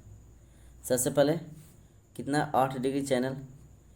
तो 8 डिग्री चैनल किसके किसके बीच अवस्थित है, इसको ध्यान से देखिएगा, बहुत बार क्वेश्चन पूछा गया है। तो मिनिकॉय और मालदीव के मध्य 8 डिग्री चैनल है जो मिनिकॉय और मालदीव के मध्य। 9 डिग्री चैनल की बात करते हैं तो मिनिकॉय और लक्षद्वीप के मध्य है। 9 डिग्री चैनल है जो मिनिकॉय और लक्षद्वीप के मध्य स्थित है, ये हो जाएंगे 9 डिग्री चैनल। 10 डिग्री चैनल की बात करते तो लघु अंडमान और कार निकोबार के मध्य। 10 डिग्री चैनल है जो लघु अंडमान और कार निकोबार के मध्य। इसके बाद आते हैं डंकन पास लघु अंडमान और दक्षिणी अंडमान। डंकन पैसेज लिखा या पास बोलेंगे, तो डंकन पैसेज लघु अंडमान और दक्षिणी अंडमान के मध्य। कोको चैनल की बात करते तो कोको द्वीप म्यांमार में है और उत्तरी अंडमान के मध्य में कोको चैनल है। कोको द्वीप और उत्तरी अंडमान। पाक स्टेट की बात करें तो तमिलनाडु और श्रीलंका के मध्य है। मन्नार की खाड़ी तमिलनाडु और श्रीलंका के मध्य। ठीक है, इसको एक बार और देख लीजिए। बोला जा रहा है first 8 degree channel. 8 degree channel है मेनिकाओ जो भारत में है, मालदीव है ना जो दूसरे देश, तो 8 डिग्री है जो मेनिकाओ और मालदीव के मध्य 8 डिग्री है। 9 डिग्री चैनल की बात करें तो मेनिकाओ और लक्षद्वीप के मध्य है 9 डिग्री चैनल। 10 डिग्री की बात करें तो लघु अंडमान और कार निकोबार के मध्य है 10 डिग्री चैनल लघु अंडमान और कार निकोबार के मध्य है। डंकन पैसेज की बात करें तो लघु अंडमान और दक्षिणी अंडमान के मध्य है। डंकन पैसेज है लघु अंडमान और दक्षिणी अंडमान। इसके बाद आते हैं कोको चैनल। कोको जो म्यांमार में है और उत्तरी अंडमान में। कोको चैनल कोको द्वीप और उत्तरी अंडमान। पाक स्टेट की बात करते हो तो तमिलनाडु और श्रीलंका के मध्य पर। तमिलनाडु भारत और श्रीलंका दूसरे देश। मन्नार की खाड़ी की बात करें तमिल और श्रीलंका के मध्य है, यानी पाक स्टेट और तमिलनाडु दोनों तमिलनाडु और श्रीलंका के मध्य है। यहाँ तक क्लियर है। द्वीप समूह हम लोग देख लिए। चलिए हम लोग अब क्वेश्चन पे चलते हैं। यहाँ से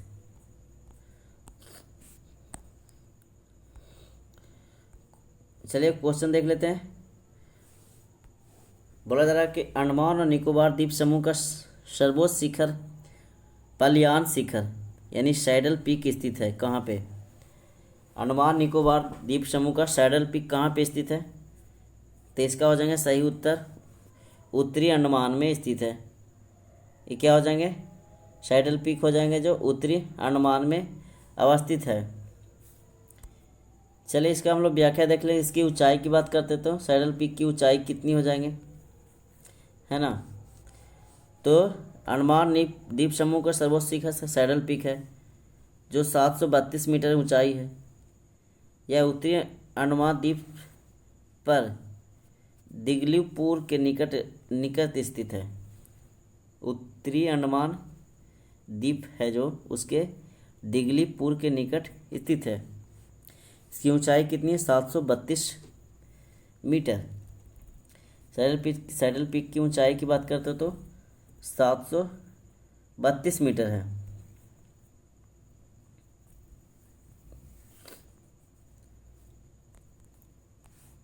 अगला क्वेश्चन देखिए।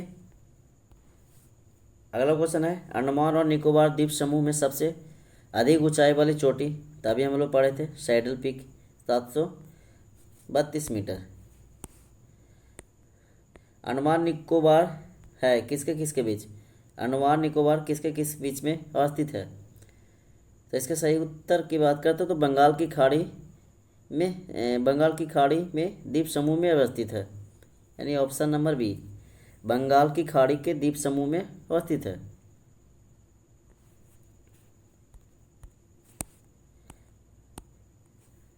ना?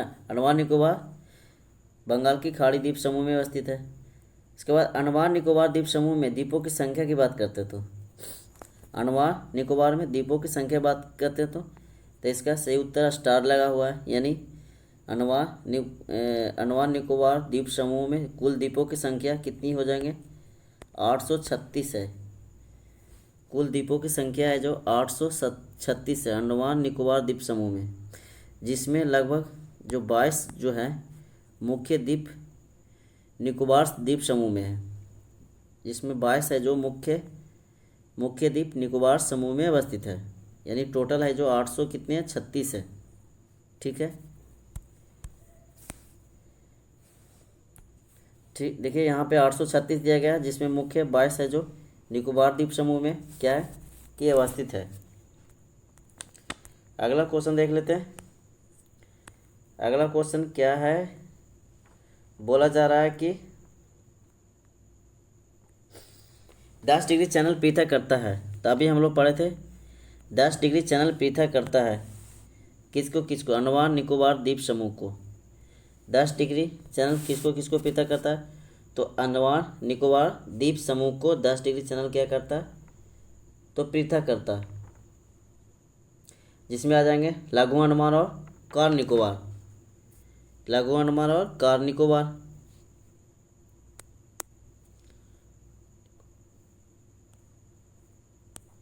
10 डिग्री चैनल है ना, अंडमान द्वीप समूह और निकोबार द्वीप समूह, यानी अंडमान में लघु अंडमान, निकोबार में कार निकोबार।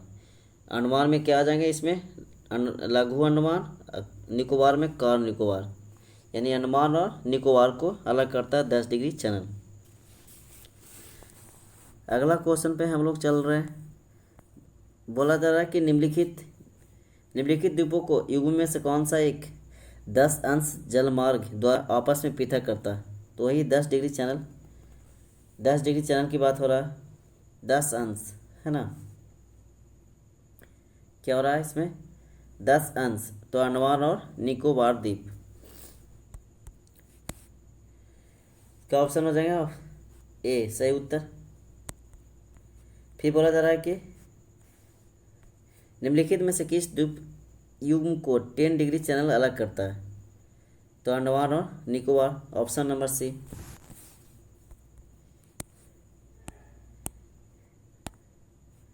बोला रहा कि निम्नलिखित पर विचार करना है और उपयुक्त में से कौन सा सही है, इसको देखना।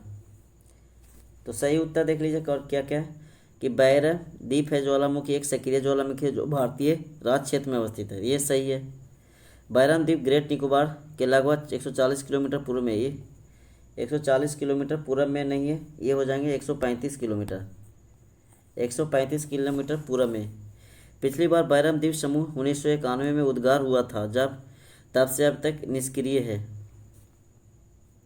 तो 1991 में ये क्या हुआ था, उद्गार हुआ था, तो ये गलत है ना। पिछली बार इसका उद्गार की बात करते हैं तो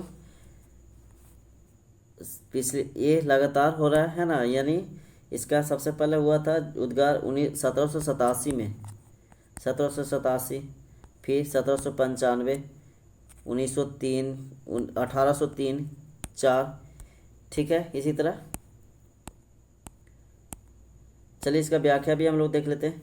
सबसे पहले 1787, इसके पश्चात कई बार जैसे 95, 1803, 4, फिर 1852, 1991, 94, 95, 2000, 2005, 6 में ये क्या हुआ, उद्गार हुआ था। तो इसका क्या हो जाएगा सही उत्तर, ऑप्शन नंबर ए। अगला क्वेश्चन देखिए, बैरम द्वीप अवस्थित है, बैरम द्वीप अवस्थित है बंगाल की खाड़ी में कि अरब सागर में, भूमध्य सागर या चीन सागर में। तो इसका हो जाएंगे बंगाल की खाड़ी में।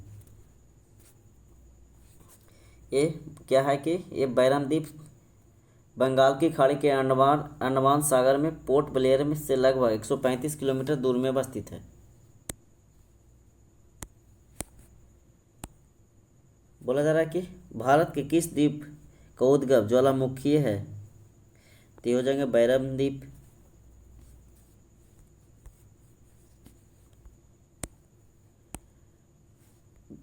अगला क्वेश्चन, निम्नलिखित में कौन सा भारत में ज्वालामुखी द्वीप है। तो हो जाएंगे बैरम द्वीप का सही उत्तर हो जाएंगे ऑप्शन नंबर डी, श्रीहरिकोटा द्वीप अवस्थित है। श्रीहरिकोटा कहाँ पे अवस्थित है। तो इसका सही उत्तर की बात करते हैं तो ऑप्शन नंबर सी, पुलकट झील के समीप, ये आंध्र प्रदेश में है। श्रीहरिकोटा कहाँ पे, आंध्र प्रदेश के पुलकट झील के समीप है। इसका व्याख्या देख लीजिए, श्रीहरिकोटा द्वीप आंध्र प्रदेश में पुलकट झील के समीप स्थित है। यह पुलिकट झील को बंगाल की खाड़ी से पृथक करता है। यह है कि भारत का उप प्रक्षेपण केंद्र सतीश धवन अंतरिक्ष केंद्र स्थित है।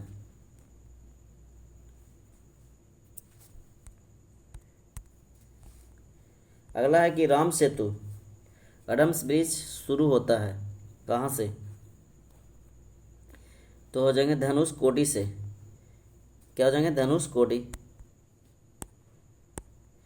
राम सेतु की बात करें तो भारत के पम्बन द्वीप के अंतिम छोर यानी धनुष कोडी से प्रारंभ होकर श्रीलंका के मन्नार द्वीप तक एक श्रृंखला में उथले जलीय भाग को क्या करता है, रूप में विस्तारित है। धनुष कोडी है ना। अगला क्वेश्चन क्या है कि निम्नलिखित में कौन सा भौगोलिक रूप से ग्रेट निकोबार के सबसे निकट है।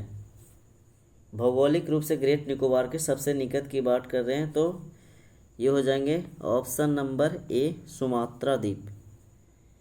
क्या हो जाएंगे? सुमात्रा द्वीप। इसका व्याख्या देख लीजिए। इसका व्याख्या नहीं दिया गया है ना। निम्नलिखित में कौन सा द्वीप है जो लक्का द्वीप समूह का अंग नहीं है? बोला जा रहा है कि निम्नलिखित में कौन सा द्वीप है जो लक्का द्वीप समूह का अंग नहीं है? तो इसका हो जाएंगे तिलंगचोंग। Option number A. इसका व्याख्या क्या है कि तिलंगचोंग अंडमान निकोबार द्वीप समूह का अंग है। शेष सभी है जो लक्का द्वीप समूह का अंग है।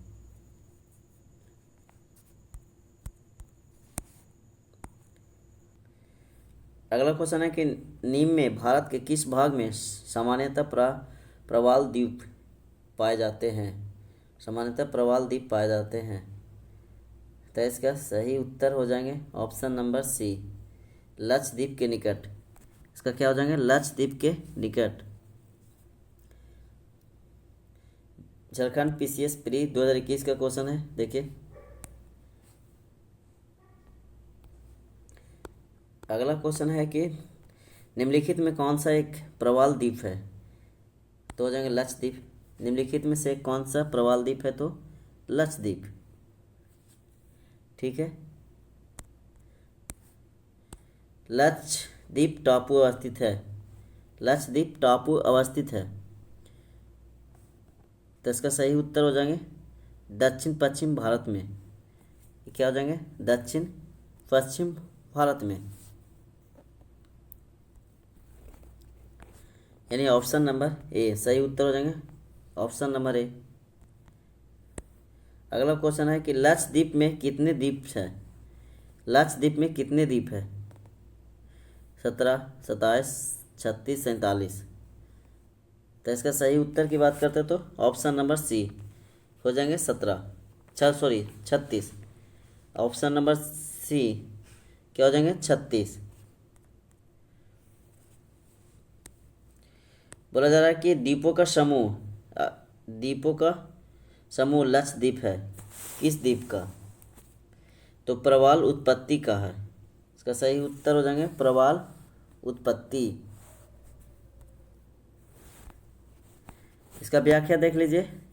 क्या बोला जाए कि द्वीपों का समूह प्रवाल उत्पत्ति का है। भारत में प्रवाल भित्तियाँ, कोरल रीफ, अंडमान निकोबार द्वीप समूह, मन्नार की खाड़ी, लक्षद्वीप, मालवन यानी महाराष्ट्र में, एवं कच्छ की खाड़ी में पाए जाते हैं। ठीक है, चलिए अगला क्वेश्चन देखिए। इससे पहले अगर आप लोगों को वीडियो अच्छा लग रहा है तो वीडियो को लाइक कर दें, और चैनल पे मेरे पहली बार आए हैं तो चैनल को सब्सक्राइब कर दें। और इसी तरह के वीडियो आप लोगों को देखने को मिलेंगे नोटिफिकेशन के माध्यम से, इसलिए चैनल को एक बार ज़रूर सब्सक्राइब कर दें और वीडियो को ज़्यादा से ज़्यादा शेयर कर दें। और कमेंट्स बॉक्स में एक बार ज़रूर बताइएगा वीडियो के अंत में वीडियो कैसा लगा। निम्नलिखित में किस क्षेत्र में प्रवाल भित्ति नहीं पाई जाती है? तो कैम्ब्रिक की खाड़ी, मन्नार की खाड़ी, कच्छ की खाड़ी, लक्षद्वीप और मिनिकॉय में किस में नहीं पाई जाती? यहाँ पे नहीं दिया गया। तो इसका सही उत्तर की बात करते हैं तो कैम्ब्रिक की खाड़ी। इसका क्या हो जाएंगे? कैम्ब्रिक की खाड़ी में। ठीक है, अगला देखिए। निम्न में कौन सा द्वीप भारतीय तट रेखा के सुदूरवर्ती द्वीप की श्रेणी में आता है? सुदूरवर्ती द्वीप की श्रेणी में आता है भारतीय तट रेखा की। तो इसका हो जाएगा सुदूरवर्ती द्वीप की श्रेणी में कौन से आते हैं? तो ये हो जाएंगे ऑप्शन नंबर सी, मिनिकॉय। इसका क्या हो जाएंगे? मिनिकॉय। इसका ऑप्शन नंबर सी हो जाएंगे। इसका व्याख्या एक बार देख लीजिए। उपयुक्त विकल्पों में से दिए गए द्वीपों में से मिनिकॉय द्वीप भारतीय तट रेखा के सुदूरवर्ती द्वीप की श्रेणी में आता है, जबकि भटकल, अरनाला एवं हेनरी द्वीप अपतटीय द्वीप की श्रेणी में आते हैं।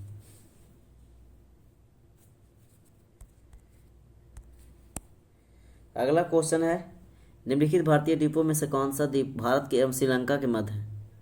भारत और श्रीलंका के मध्य। तो ये सभी को लगभग पता होंगे। रामेश्वरम, कन्याकुमारी है ना, रामेश्वरम भारत और श्रीलंका के मध्य है। ऑप्शन नंबर सी इसका सही उत्तर। अगला देखिए कि एक द्वीप पर निर्मित भारत का सबसे बड़ा नगर, एक द्वीप पर सबसे निर्मित है जो भारत का सबसे बड़ा नगर कौन सा है? तो सबसे बड़ा नगर कौन सा है? तो मुंबई है ना, मुंबई है जो सबसे बड़ा नगर है। इसका व्याख्या देखिए, एक द्वीप पर निर्मित भारत का सबसे बड़ा नगर मुंबई। पोर्ट ब्लेयर का कुल क्षेत्रफल मुंबई के क्षेत्र से अधिक है, परंतु नगरीय क्षेत्र की दृष्टि से बात करें तो मुंबई का क्षेत्रफल पोर्ट ब्लेयर के क्षेत्रफल से अधिक है।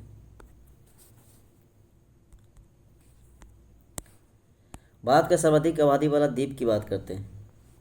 कौन सा द्वीप है जो भारत में सर्वाधिक आबादी है? तो हो जाएंगे साल्ट सेट। इसका क्या हो जाएगा? साल्ट सेट, सबसे द्वीप आबादी वाला क्षेत्र।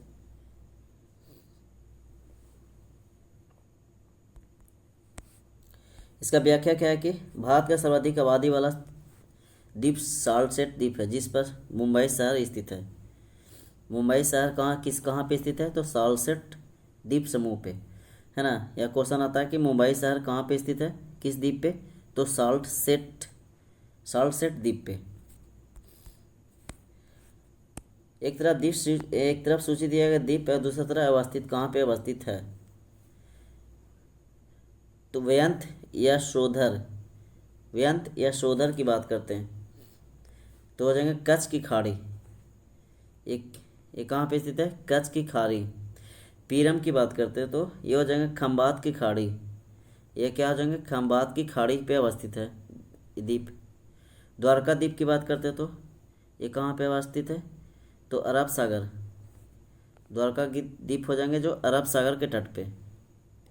द्वीप की बात करते हैं, द्वीप तो काठियावाड़ तट पे अवस्थित है। पहला हो जाएंगे व्यंत सयोधर, है ना। व्यंत सयोधर हो जाएंगे जो, ये हो जाएंगे कच्छ की खाड़ी। पहला कच्छ की खाड़ी। पीरम की बात करते तो खंबात की खाड़ी। द्वारका की बात करते तो हो जाएगा अरब सागर तट, और द्वीप काठियावाड़ तट। ठीक है, इसका सही उत्तर हो जाएंगे ऑप्शन नंबर बी। इसको एक बार आप लोग मिला लीजिएगा, यहाँ से भी आप लोग मिला सकते हैं इसको। ठीक है, अगला क्वेश्चन है कि कोरी क्रीक यानी निवेशिका स्थित है। कोरी क्रीक निवेशिका स्थित है तो कच्छ के रन में। ये ज्वारीय क्रीक है एक तरह से, कोरी क्रीक। अगला क्वेश्चन है, इसका व्याख्या देख लीजिए। कोरी क्रीक निवेशिका एक ज्वारीय क्रीक है जो कच्छ के रन में स्थित है। यह एक दलदली भूमि है जो भारत एवं पाकिस्तान के बीच सीमा रेखा का निर्माण करती है। दलदली भूमि है जो भारत और पाकिस्तान की सीमा रेखा का निर्माण करती है। सर क्रीक विवाद किन देशों के मध्य है? सर क्रीक विवाद किन दो देशों के मध्य स्थित है? तो भारत और पाकिस्तान। इसका व्याख्या देखिए, भारत और पाकिस्तान के मध्य विवादित सर क्रीक कच्छ के रन में स्थित 96 किलोमीटर लंबा है जो दलदलीय क्षेत्र है। यह भारत के गुजरात पाकिस्तान के सिंध प्रांत को अलग करता है। मुख्य विवाद कच्छ और सिंध के बीच समुद्री सीमा निर्धारण को लेकर फिलहाल इस क्षेत्र पर भारत का नियंत्रण बरकरार है।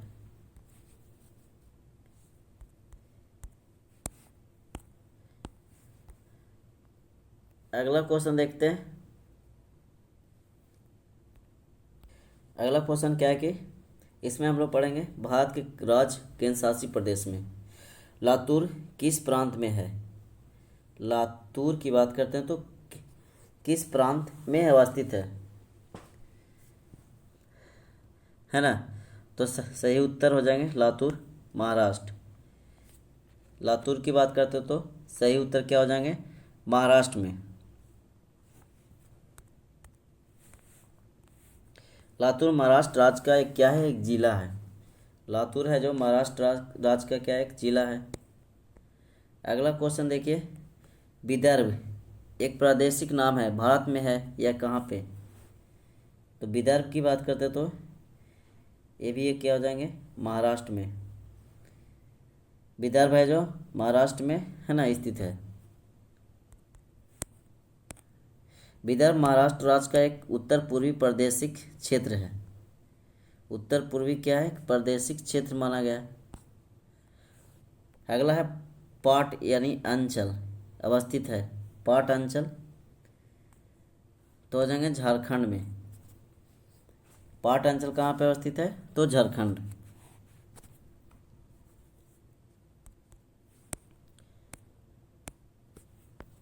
इसका व्याख्या देख लेते हैं एक बार आगे बढ़ने से पहले। बोला जा रहा है कि पाट अंचल छोटा नागपुर क्षेत्र में अवस्थित है। इस क्षेत्र में ऊंचे पहाड़, एक मिनट, इस क्षेत्र में ऊंचे पहाड़ी शिखर होते हैं। छोटा नागपुर पठार का अधिकांश भाग झारखंड राज्य के अंतर्गत आता है, इसलिए ऑप्शन नंबर 20 सही है। उसके बाद आते हैं झुमरी तलैया रेडियो पर गीतों का फरमाइश के लिए प्रसिद्ध है, किस राज्य में स्थित है झुमरी तलैया। तो झुमरी तलैया की बात करते हैं तो ये झारखंड में स्थित है। ये कोडरमा जिले में स्थित है, झारखंड के कोडरमा में है ना। इसका सही उत्तर हो जाएंगे ऑप्शन नंबर बी, झारखंड के कोडरमा जिले में झुमरी तलैया स्थित है। यह तिलैया भी बोलते हैं इसको, तिलैया। भारत के निम्नलिखित में राज्यों में से किसे भारत का कोहिनूर कहा जाता है। किस राज्य को भारत का कोहिनूर कहा जाता है, तो हो जाएंगे आंध्र प्रदेश। इसका सही उत्तर ऑप्शन नंबर ए। देखिए आंध्र प्रदेश के कोल्लूर की खान से ही विश्व प्रसिद्ध कोहिनूर हीरा प्राप्त किया गया था। कहाँ से, कोल्लूर की खान। इसी कारण इस राज्य को भारत की कोहिनूर कहा जाता। मणिपुर का अधिकांश धरातल है कैसा है, मैदानी है, दलदली है, पठारी है, पर्वतीय है। तो मैदानी नहीं है, दलदली नहीं है, या तो पठारी होगा या तो पर्वतीय होगा, है ना। तो पठारी नहीं है तो कैसा है, पर्वतीय है। गारो खासी जयंतिया पहाड़ियाँ हैं जो वहाँ, सॉरी मणिपुर है ना मेघा, ये तो ये क्या है मणिपुर में, ये पर्वतीय भाग है। गारो खासी है जो मेघालय की पहाड़ियाँ हैं। और इसका ऑप्शन नंबर डी हो जाएंगे। इसमें बोला जा रहा है कि मणिपुर में कुल लगभग 18,043 वर्ग किलोमीटर क्षेत्र में नदी घाटी बेसिनों से संबंधित है, जो यहाँ की कुल भूमि का 8% है, जबकि मणिपुर की 92% भूमि पहाड़ी एवं पर्वतीय किस्म की है।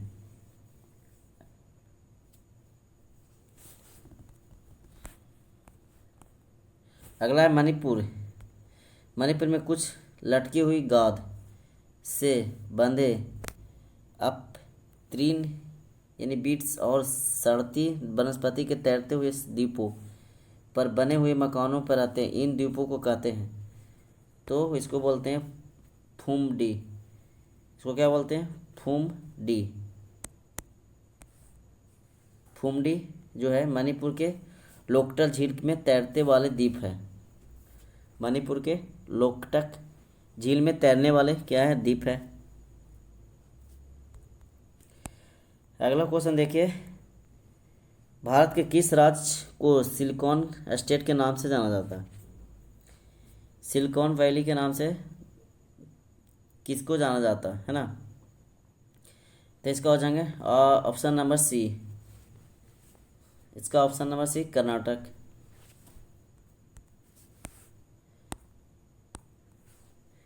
बोला जा रहा है कि सूचना प्रौद्योगिकी के गढ़ कर्नाटक राज्य यानी IT power house silicon state के नामों से भी पुकारा जाता है। कर्नाटक में ही भारत के सिलिकॉन वैली के नाम से प्रसिद्ध बेंगलुरु शहर स्थित है।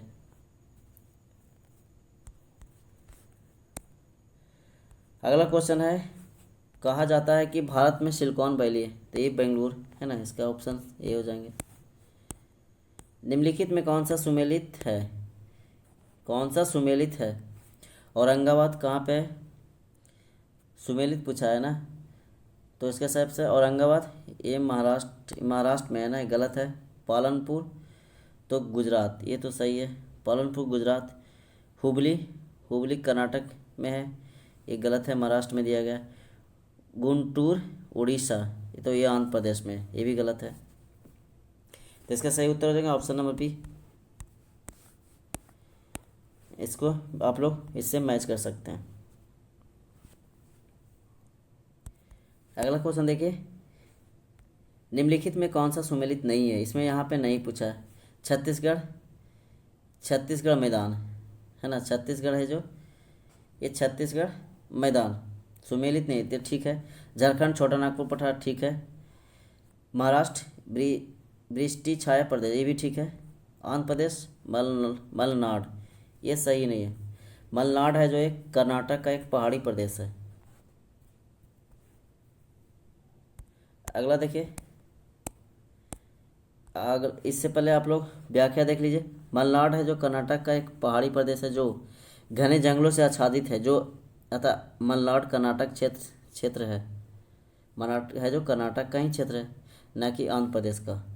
ठीक है, ऑप्शन नंबर डी सही है। बोला जा रहा है कि निम्नलिखित नगरों में से कौन राष्ट्रीय राजधानी प्रदेश में अवस्थित है? राजधानी प्रदेश में अवस्थित है। अंबाला, खुर्जा, करनाल यानी रोहतक। कूट में देख लीजिए कौन सा अवस्थित है। ऑप्शन के हिसाब से इसमें कोई नहीं है ना, मतलब कोई नहीं, मतलब ऑप्शन के हिसाब से इसमें सही नहीं दिया गया है ना। इसका व्याख्या देख लीजिए। प्रश्नकाल के दौरान दिए गए सभी विकल्प गलत थे। वर्तमान में राष्ट्रीय राजधानी क्षेत्र में दिल्ली के अतिरिक्त हरियाणा उप क्षेत्र के तहत फरीदाबाद, गुरुग्राम, मेवात, रोहतक, सोनीपत, रेवाड़ी, झज्जर, पानीपत, पलवल, भिवानी, महेंद्रगढ़, जींद, करनाल जिले उत्तर प्रदेश के उप क्षेत्र के तहत है। मेरठ, गाजियाबाद, उसके बाद हापुड़, गौतम बुद्ध नगर, बुलंदशहर, मुजफ्फरनगर, शामली, बागपत जिले तथा राजस्थान के उप क्षेत्र में आते हैं कौन कौन से क्षेत्र? अलवर आ जाएंगे, भरतपुर जिले शामिल है। खुर्जा नगर बुंदेलखंड जिले में आता है। स्पष्ट है कि अंबाला राष्ट्रीय राजधानी क्षेत्र के अंतर्गत शामिल नहीं है। हरियाणा के अंबाला नगर को राष्ट्रीय राजधानी क्षेत्र में के प्रति चुंबकीय क्षेत्र के रूप में विकसित किए जाने की योजना है, अतः वर्तमान में स्थिति के आधार पर विकल्प सही नहीं है, यानी उत्तर ऑप्शन नंबर डी ही हो गए। ठीक है,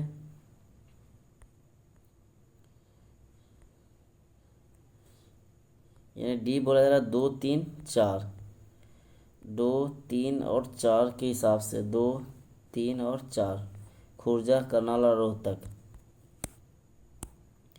चलिए अगला देख लीजिए, राष्ट्रीय रण क्षेत्र में शामिल नहीं है,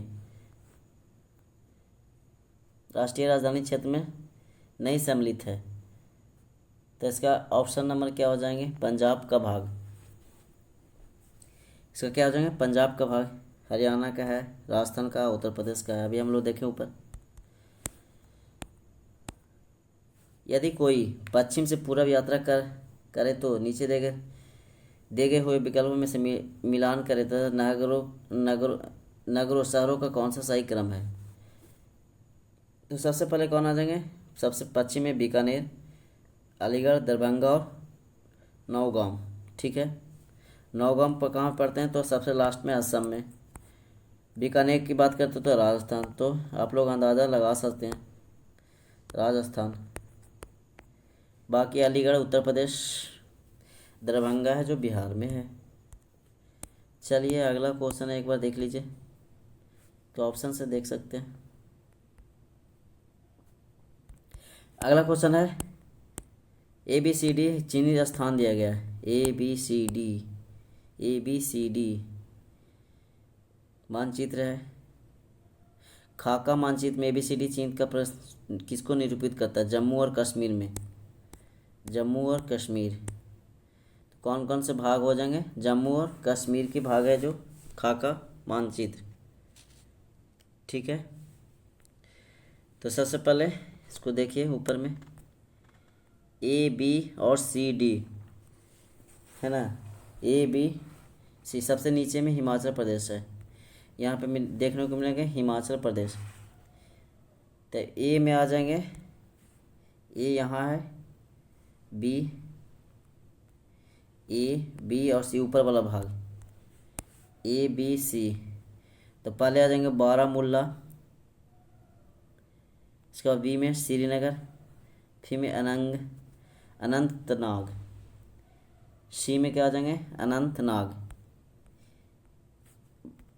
बारामूला हो जाएंगे है ना, बारामूला, श्रीनगर, अनंतनाग, लास्ट में आ जाएंगे कारगिल, ये वाला भाग।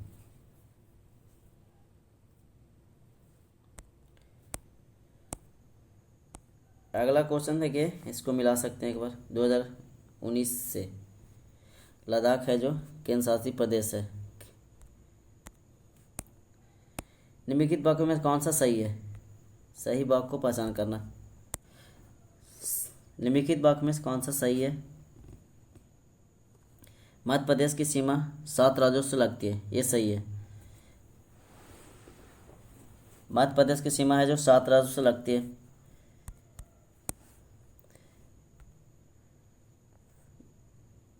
मध्य प्रदेश की सीमा 5 राज्यों, गुजरात, राजस्थान, क्या था मध्य प्रदेश की सीमा 7 राज्यों से लगी है।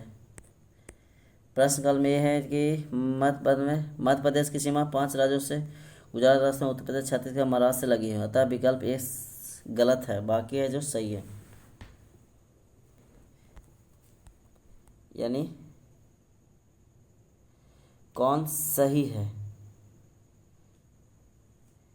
अच्छा, इसमें पूछा गया कौन सही है ना, कौन है जो सही है?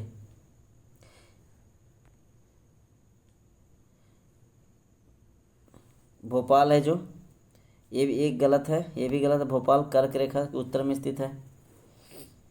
पंजाब राज्य की सीमा कहीं भी जम्मू कश्मीर में नहीं लगती है। आंध्र प्रदेश में कोई भी राष्ट्रीय पार्क नहीं है। तो हम लोग व्याख्या से क्या पढ़े थे? भोपाल जिला का विस्तार इतना इतना डिग्री अक्षांश की उत्तरी अक्षांश तक है, जबकि भोपाल इतना इतना अक्षांश पर स्थित अर्थात कर्क रेखा 23.5 डिग्री 30 मिनट के दक्षिण में स्थित है, न कि उत्तर में। अतः कथन बी है जो गलत है।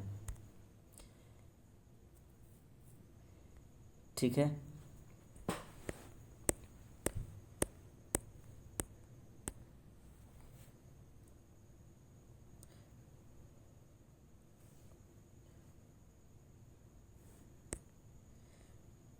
इसका व्याख्या दिया गया है, इसको पढ़िए।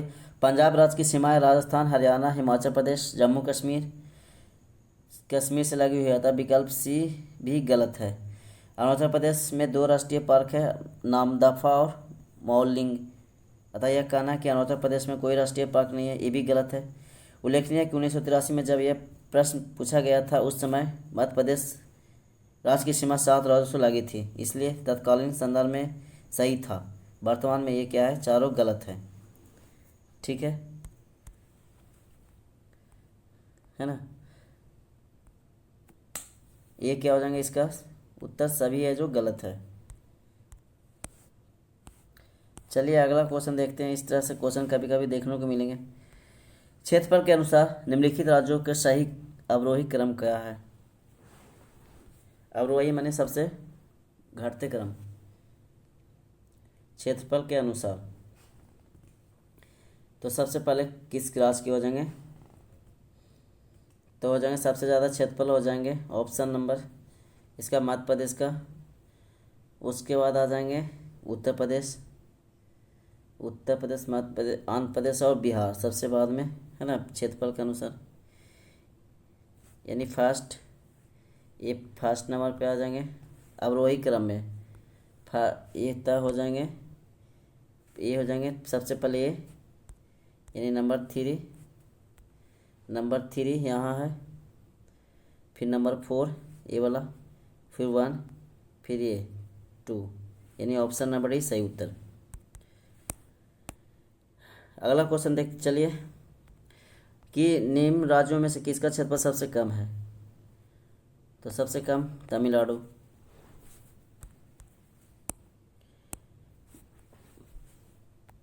भारत के समस्त राज्यों के क्षेत्रफल अनुसार उत्तर प्रदेश का क्या स्थान है। तो उत्तर प्रदेश की बात करते हैं तो समस्त राज्य में हो जाएंगे चौथा स्थान, यानी उत्तर प्रदेश की क्षेत्रफल की बात करते हैं तो कितना हो जाएंगे, लगभग 24,928 वर्ग किलोमीटर। एक मिनट, 24 नहीं, 2,40,928, 2,40,928 वर्ग किलोमीटर।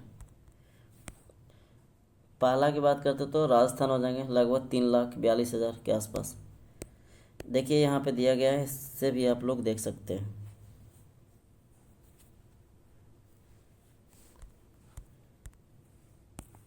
अगला क्वेश्चन देखिए, भारत के निम्नलिखित राज्यों में से कौन सा राज्य जनसंख्या की दृष्टि से द्वितीय एवं क्षेत्रफल की दृष्टि से तृतीय है 2011 के अनुसार। जनसंख्या में द्वितीय और क्षेत्रफल में तृतीय है। तो हमारा किस राज्य की बात कर रहा है, तो जनसंख्या में द्वितीय, क्षेत्रफल, एक मिनट, जनसंख्या की दृष्टि से द्वितीय, क्षेत्रफल की दृष्टि से तृतीय है। क्षेत्रफल की दृष्टि से तृतीय की राष्ट्र की बात करें तो ये हो जाएंगे महाराष्ट्र की। क्या हो जाएंगे, महाराष्ट्र।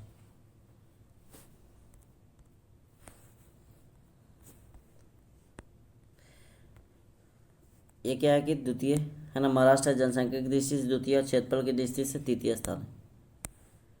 अगला क्वेश्चन है कि भारत का लगभग 30% क्षेत्र 3 राज्यों से समाहित है, ये राज्य कौन कौन से हैं। तो सबसे पहले राजस्थान, मध्य प्रदेश और महाराष्ट्र हो जाएंगे। राजस्थान, मध्य प्रदेश और महाराष्ट्र।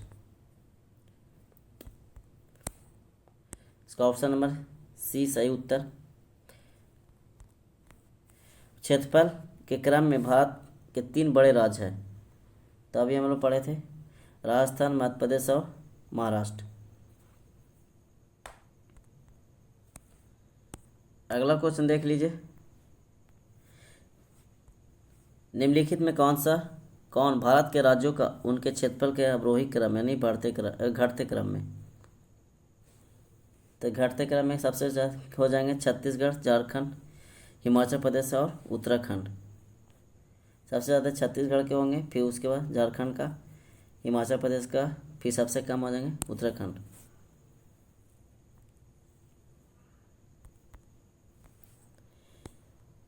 देखिए इसको यहाँ से आप लोग मैच कर सकते हैं व्याख्या से। अगला क्वेश्चन है, भारत के निम्नलिखित राज्यों के उनके भौगोलिक क्षेत्र के घटते क्रम में अवस्थित है। भौगोलिक क्षेत्र में, तो इसका सही उत्तर क्या हो जाएंगे, भौगोलिक क्षेत्र में सबसे पहले राजस्थान, फिर बात करते हैं तो महाराष्ट्र, फिर कर्नाटक, फिर तमिलनाडु, यानी इसका हो जाएगा ऑप्शन नंबर सी, यानी राजस्थान, महाराष्ट्र, कर्नाटक और तमिलनाडु।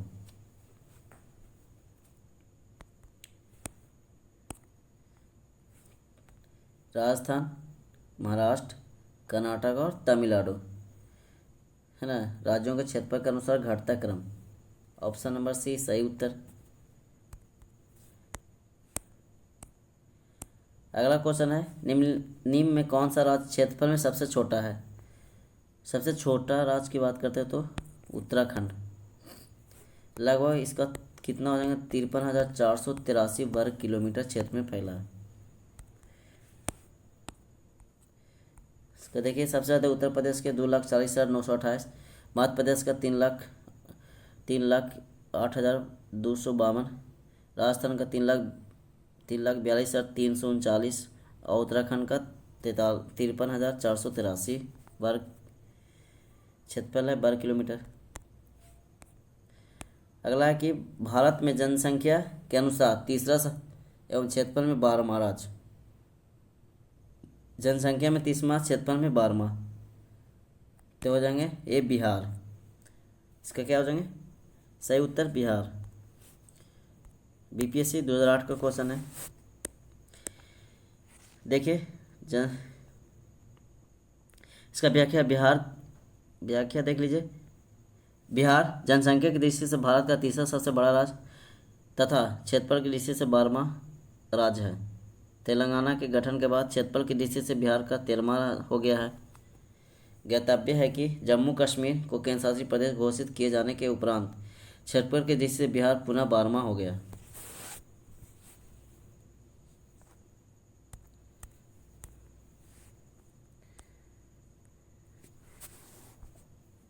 अगला है कि निम्नलिखित राज्यों में से कौन सा उत्तर प्रदेश की सीमावर्ती है।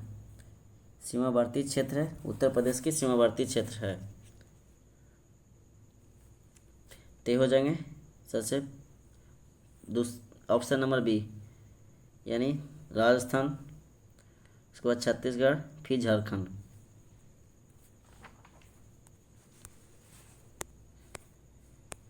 ऑप्शन नंबर बी हो जाएंगे इसका, देख लीजिए। उत्तर प्रदेश की सीमा से स्पर्श करने में कुल 8 राज्य है। एक केंद्रशासित प्रदेश भी है जो इस प्रकार है: हिमाचल प्रदेश, हरियाणा, राजस्थान, मध्य प्रदेश, छत्तीसगढ़, झारखंड और बिहार, उत्तराखंड साथ में। इसके अलावा केंद्रशासित प्रदेश की बात करते हैं तो दिल्ली भी है।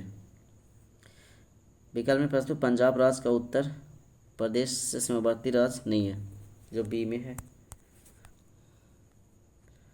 ठीक है, 1 मिनट।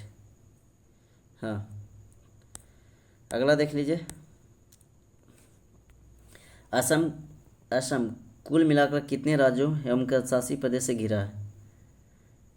तो हो जाएंगे 7। कुल मिलाकर 7 राज्य से।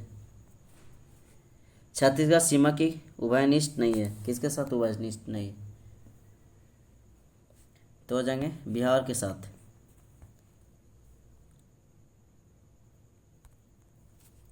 अगला क्वेश्चन देखिए, बिहार की सीमा के साथ स्पर्श नहीं करती है। छत्तीसगढ़ है जो बिहार की सीमा के साथ स्पर्श नहीं करती। अगला क्वेश्चन है, निम्न नगरों में से मध्य समुद्री तल से किसकी ऊंचाई अधिकतम मानी जाती है? तो हो जाएंगे बेंगलुरु का। क्या हो जाएंगे? बेंगलुरु।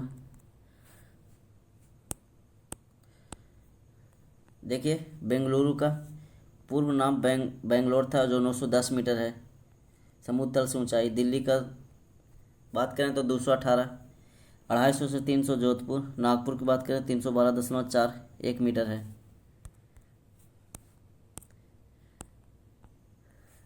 अगला क्वेश्चन है, निम्न में कौन सा कथन राजस्थान के मरु क्षेत्र के सही है? कथन जो है तो यह है, विश्व का सबसे बड़ा सबसे घना वर्षा मरुस्थल है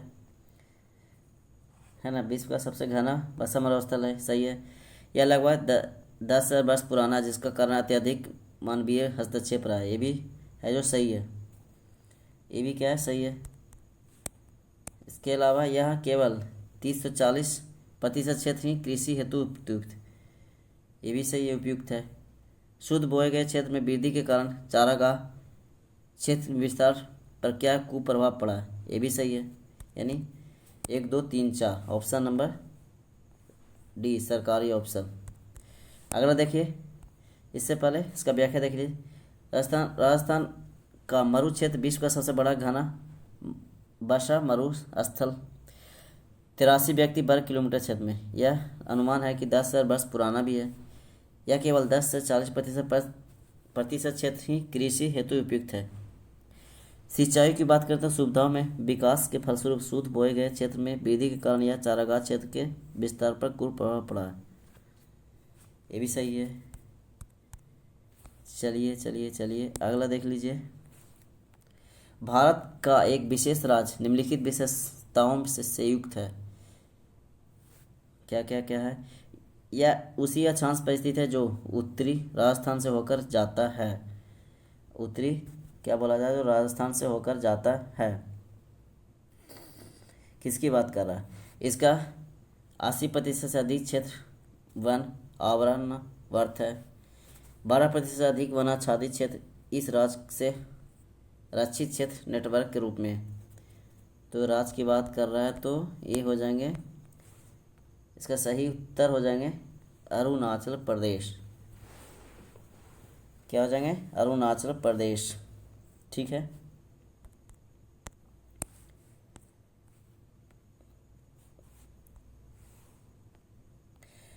इसमें क्या है कि 28 डिग्री उत्तरी अक्षांश रेखा अरुणाचल प्रदेश के मध्य भाग एवं उत्तरी राजस्थान से होकर गुजरती है।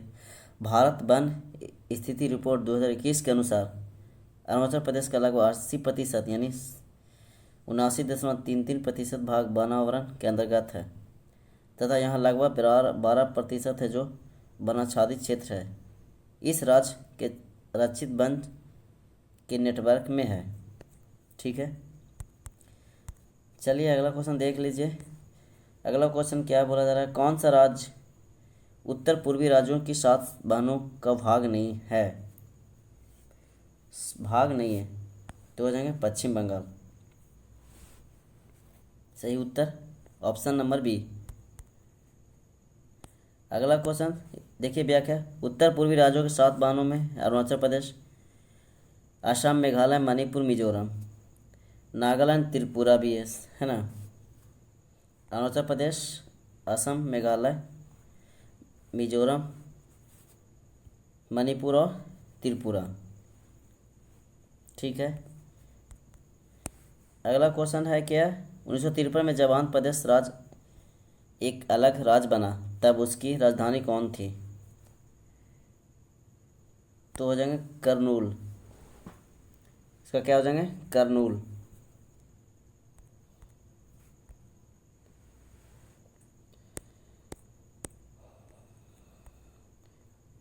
चलिए इसका व्याख्या भी हम लोग देख लेते हैं एक बार। मद्रास राज्य के अंतर्गत तेलुगु भाषाओं के अधिकारों के लिए आमरण अनशन करने वाले अमरजीवी पोटी श्री रामालू की मृत्यु के पश्चात हुए जन आंदोलन के फलस्वरूप अक्टूबर 1953 में आंध्र प्रदेश को अलग राज्य बनाया गया, जिसकी राजधानी करनूल बनी। 1 नवंबर 1956 को आंध्र प्रदेश में हैदराबाद स्टेट से तेलंगाना क्षेत्र के संविलीन होने के पश्चात इसकी राजधानी को हैदराबाद बनाई गई। उसके बाद देश के किस प्रदेश में सबसे अधिक जिले हैं? तो सबसे अधिक जिले की बात करते हैं तो हो जाएंगे उत्तर प्रदेश। उत्तर प्रदेश यानी 75 जिले।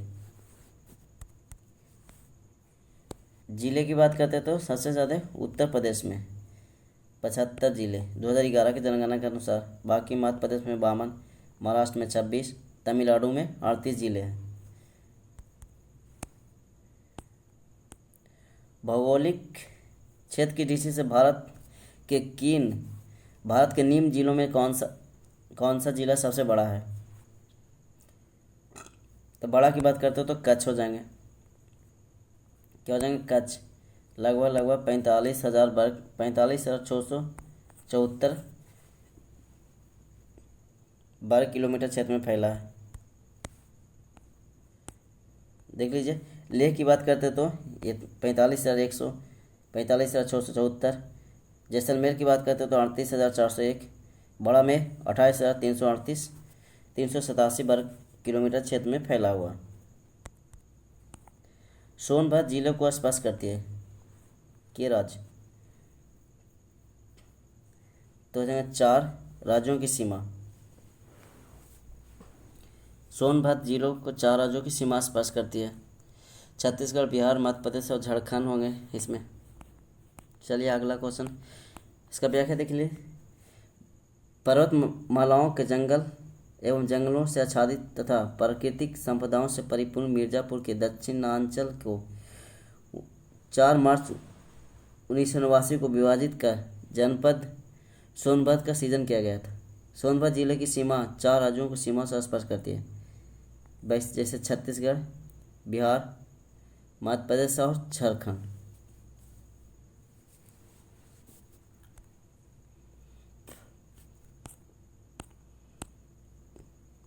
अगला क्वेश्चन है कि 4 दक्षिण राज्य आंध्र प्रदेश, कर्नाटक, केरल, तमिलनाडु में कौन सा सबसे अधिक भारतीय राज्यों के साथ सीमावर्ती है?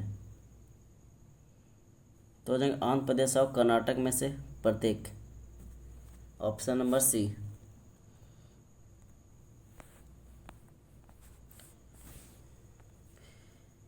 Option number C, Andhra Pradesh Karnataka पुनर्गठन के बाद दिए गए राज्यों को उनकी सीमाओं की स्थिति के आधार पर है।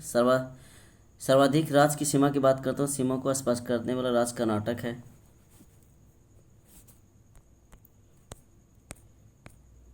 अगला क्वेश्चन क्या है कि निम्नलिखित राज्यों के समूह में से कौन सा तेलंगाना राज्य की सीमा बनाता है? तेलंगाना तो हो जाएंगे इसमें आंध्र प्रदेश, कर्नाटक, महाराष्ट्र और छत्तीसगढ़। आंध्र प्रदेश, महाराष्ट्र, कर्नाटक और छत्तीसगढ़ हो जाएगा जो सीमा को स्पर्श करता है तेलंगाना की। चलिए अगला क्वेश्चन देख लीजिए। इसका सही उत्तर हो जाएगा ऑप्शन नंबर ए, तेलंगाना राज्य की सीमा छत्तीसगढ़, महाराष्ट्र, कर्नाटक और आंध्र प्रदेश को स्पर्श करती है।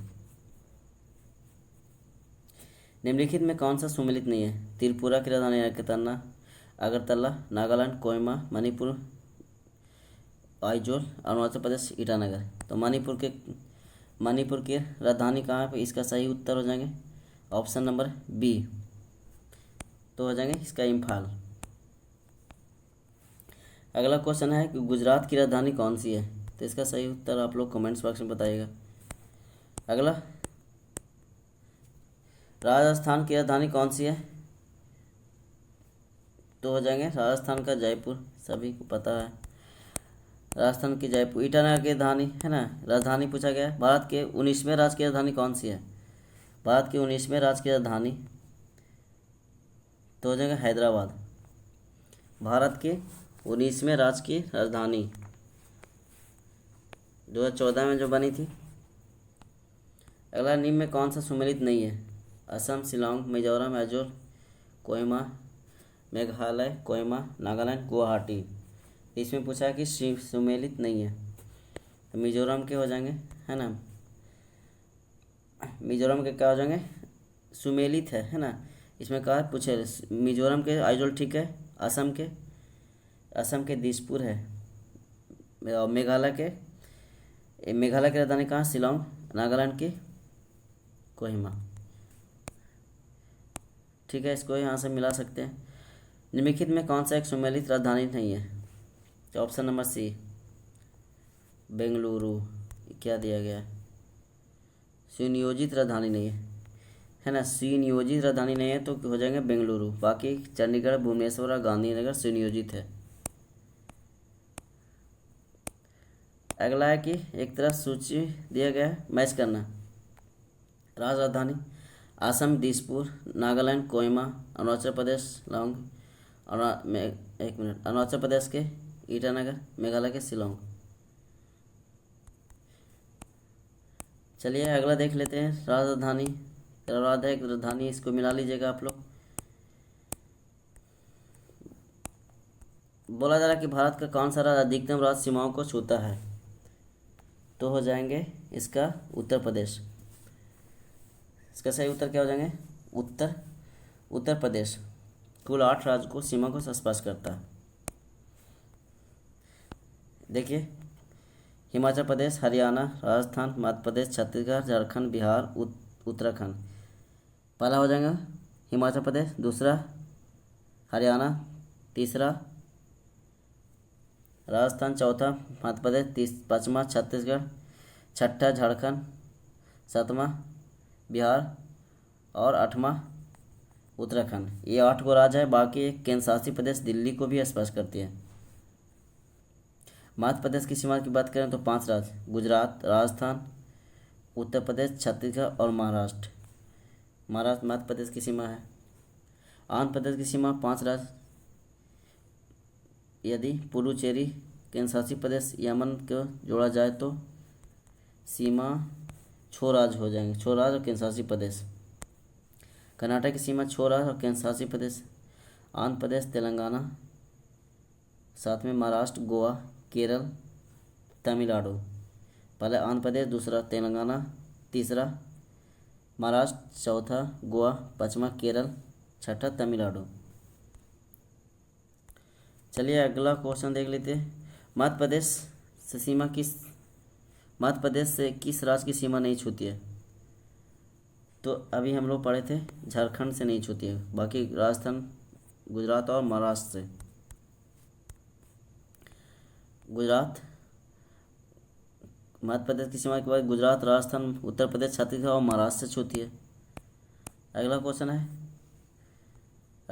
भारत के संदर्भ में छत्तीसगढ़ किस भूआकृति प्रदेश के अंतर्गत आता है? छत्तीसगढ़, तो इसका हो जाएंगे उत्तरी मैदान। इसका क्या हो जाएंगे? उत्तरी मैदान। चलिए ये आज का लास्ट क्वेश्चन था। छत्तीसगढ़ प्रायद्वीपीय उच्च भूमि प्रदेश के अंतर्गत आता है। ये आज का लास्ट क्वेश्चन था। एक बार चैनल को सब्सक्राइब कर दें और वीडियो को ज़्यादा से ज़्यादा शेयर कर दें। चलिए वीडियो के लास्ट तक बने रहने के लिए सभी को मेरे तरफ से धन्यवाद। अगर वीडियो अच्छा लगा है तो ज़रूर एक बार वीडियो को ज़्यादा से ज़्यादा लाइक कर दें।